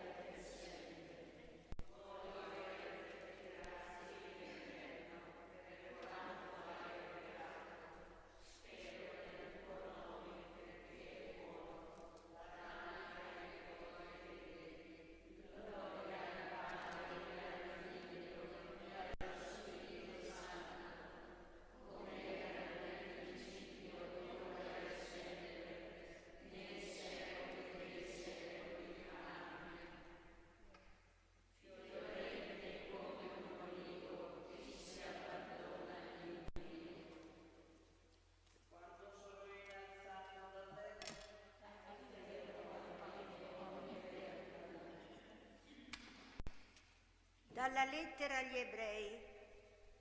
Fratelli, cercate la pace con tutti e la santificazione, senza la quale nessuno vedrà mai il Signore, vigilando che nessuno venga meno alla grazia di Dio. Non spunti né cresca alcuna radice velenosa in mezzo a voi, che provochi torbidi, così che molti ne siano infettati. Non vi sia nessun fornicatore, nessun profanatore come Esaù, che in cambio di una sola pietanza vendette la sua primogenitura. E voi ben sapete che in seguito, quando volle ottenere in eredità la benedizione, fu respinto, perché non trovò possibilità che il padre mutasse sentimento, sebbene glielo richiedesse con lacrime.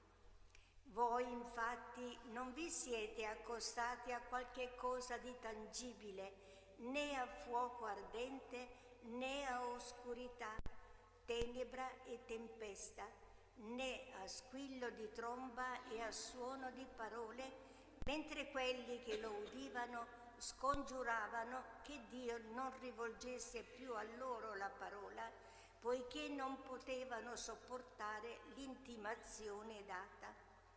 Se anche una bestia tocca il monte, sia lapidata. Lo spettacolo in realtà era così terrificante che Mosè disse: «Ho paura e tremo». Voi vi siete invece accostati al monte Sion e alla città del Dio vivente, alla Gerusalemme celeste e a miriadi di angeli, all'adunanza festosa e all'assemblea dei primogeniti iscritti nei cieli, al Dio giudice di tutti e agli spiriti dei giusti portati alla perfezione, al mediatore della nuova alleanza e al sangue dell'aspersione dalla voce più eloquente di quello di Abele. Guardatevi perciò di non rifiutare colui che parla, perché se quelli non trovarono scampo per per aver rifiutato colui che promulgava oracoli sulla terra, molto meno lo troveremo noi se volteremo le spalle a colui che parla dai cieli. La sua voce infatti un giorno scosse la terra, adesso invece ha fatto questa promessa: ancora una volta io scuoterò non solo la terra ma anche il cielo. La parola ancora una volta sta a indicare che le cose che vengono scosse sono destinate a passare in quanto cose create, perché rimangano quelli che sono incrullabili. Perciò, poiché noi riceviamo in eredità un regno incrollabile, conserviamo questa grazia per suo mezzo, rendiamo a Dio un culto gradito a Lui con riverenza e timore, perché il nostro Dio è un fuoco divoratore.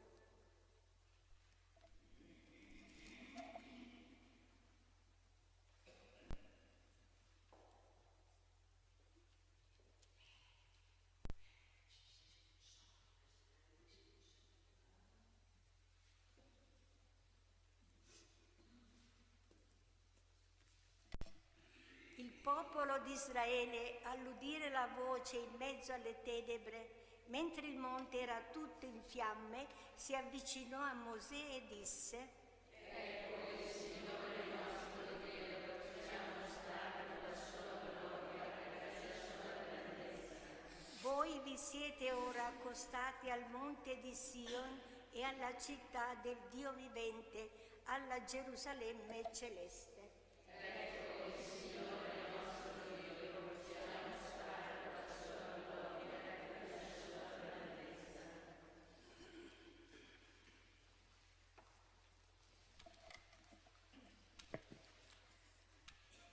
Dai trattati su Giovanni di Sant'Agostino Vescovo. Il Signore, o fratelli carissimi, ha definito la pienezza dell'amore con cui dobbiamo amarci gli uni gli altri con queste parole: nessuno ha un amore più grande di questo, dare la vita per i propri amici. Ne consegue ciò che il medesimo Evangelista Giovanni dice nella sua lettera: Cristo ha dato la sua vita per noi, quindi anche noi dobbiamo dare la vita per i fratelli, amandoci davvero gli uni gli altri come Egli ci ha amato, fino a dare la sua vita per noi. Questo appunto si legge nei Proverbi di Salomone: quando siedi a mensa col potente, considera bene che cosa hai davanti e poni mano a fare le medesime cose che fa Lui. Ora, qual è la mensa del grande e del potente, se non quella in cui si riceve il corpo e il sangue di colui che ha dato la vita per noi? E che significa assidersi a questa mensa se non accostarvisi con umiltà? E che vuol dire considerare bene che cosa si ha davanti, se non riflettere come si conviene a una grazia sì grande? E che cosa è questo porre mano a fare le medesime cose, se non ciò che ho detto sopra, e cioè, come Cristo ha dato la sua vita per noi, così anche noi dobbiamo essere disposti a dare la vita per i fratelli. È quello che dice anche l'Apostolo Pietro: Cristo patì per voi, lasciandovi un esempio perché ne seguiate le orme. Questo significa fare le medesime cose.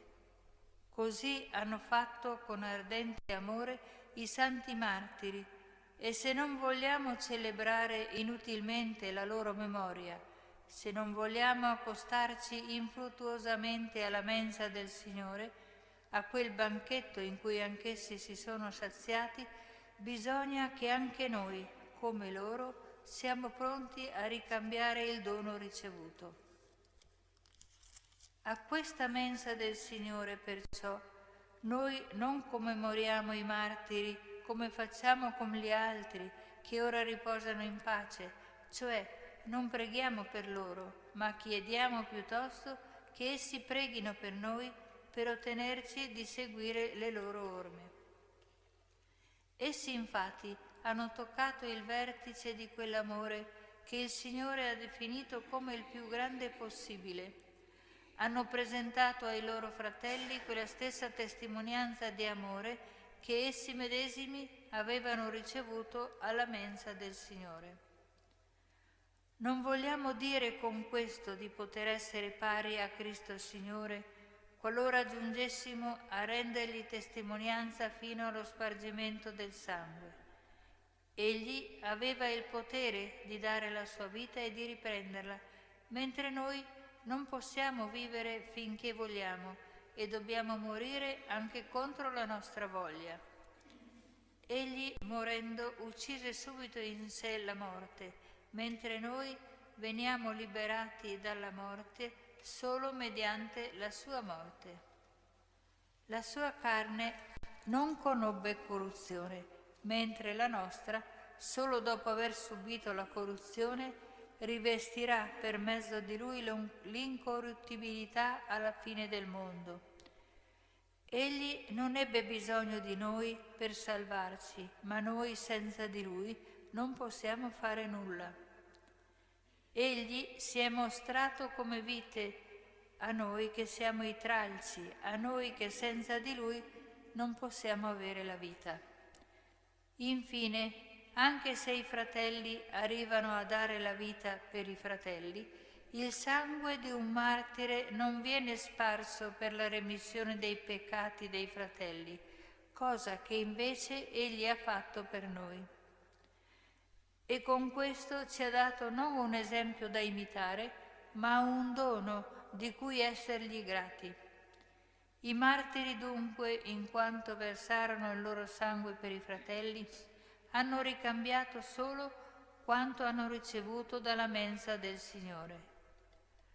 Manteniamoci sulla loro scia e amiamoci gli uni gli altri come Cristo ha amato noi, dando se stesso per noi.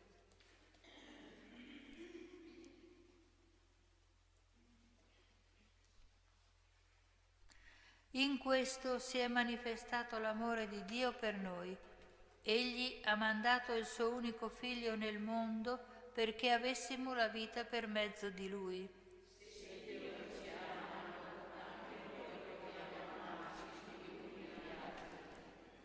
Dio ci ha amato per primo e ha mandato il suo Figlio come vittima di espiazione per i nostri peccati.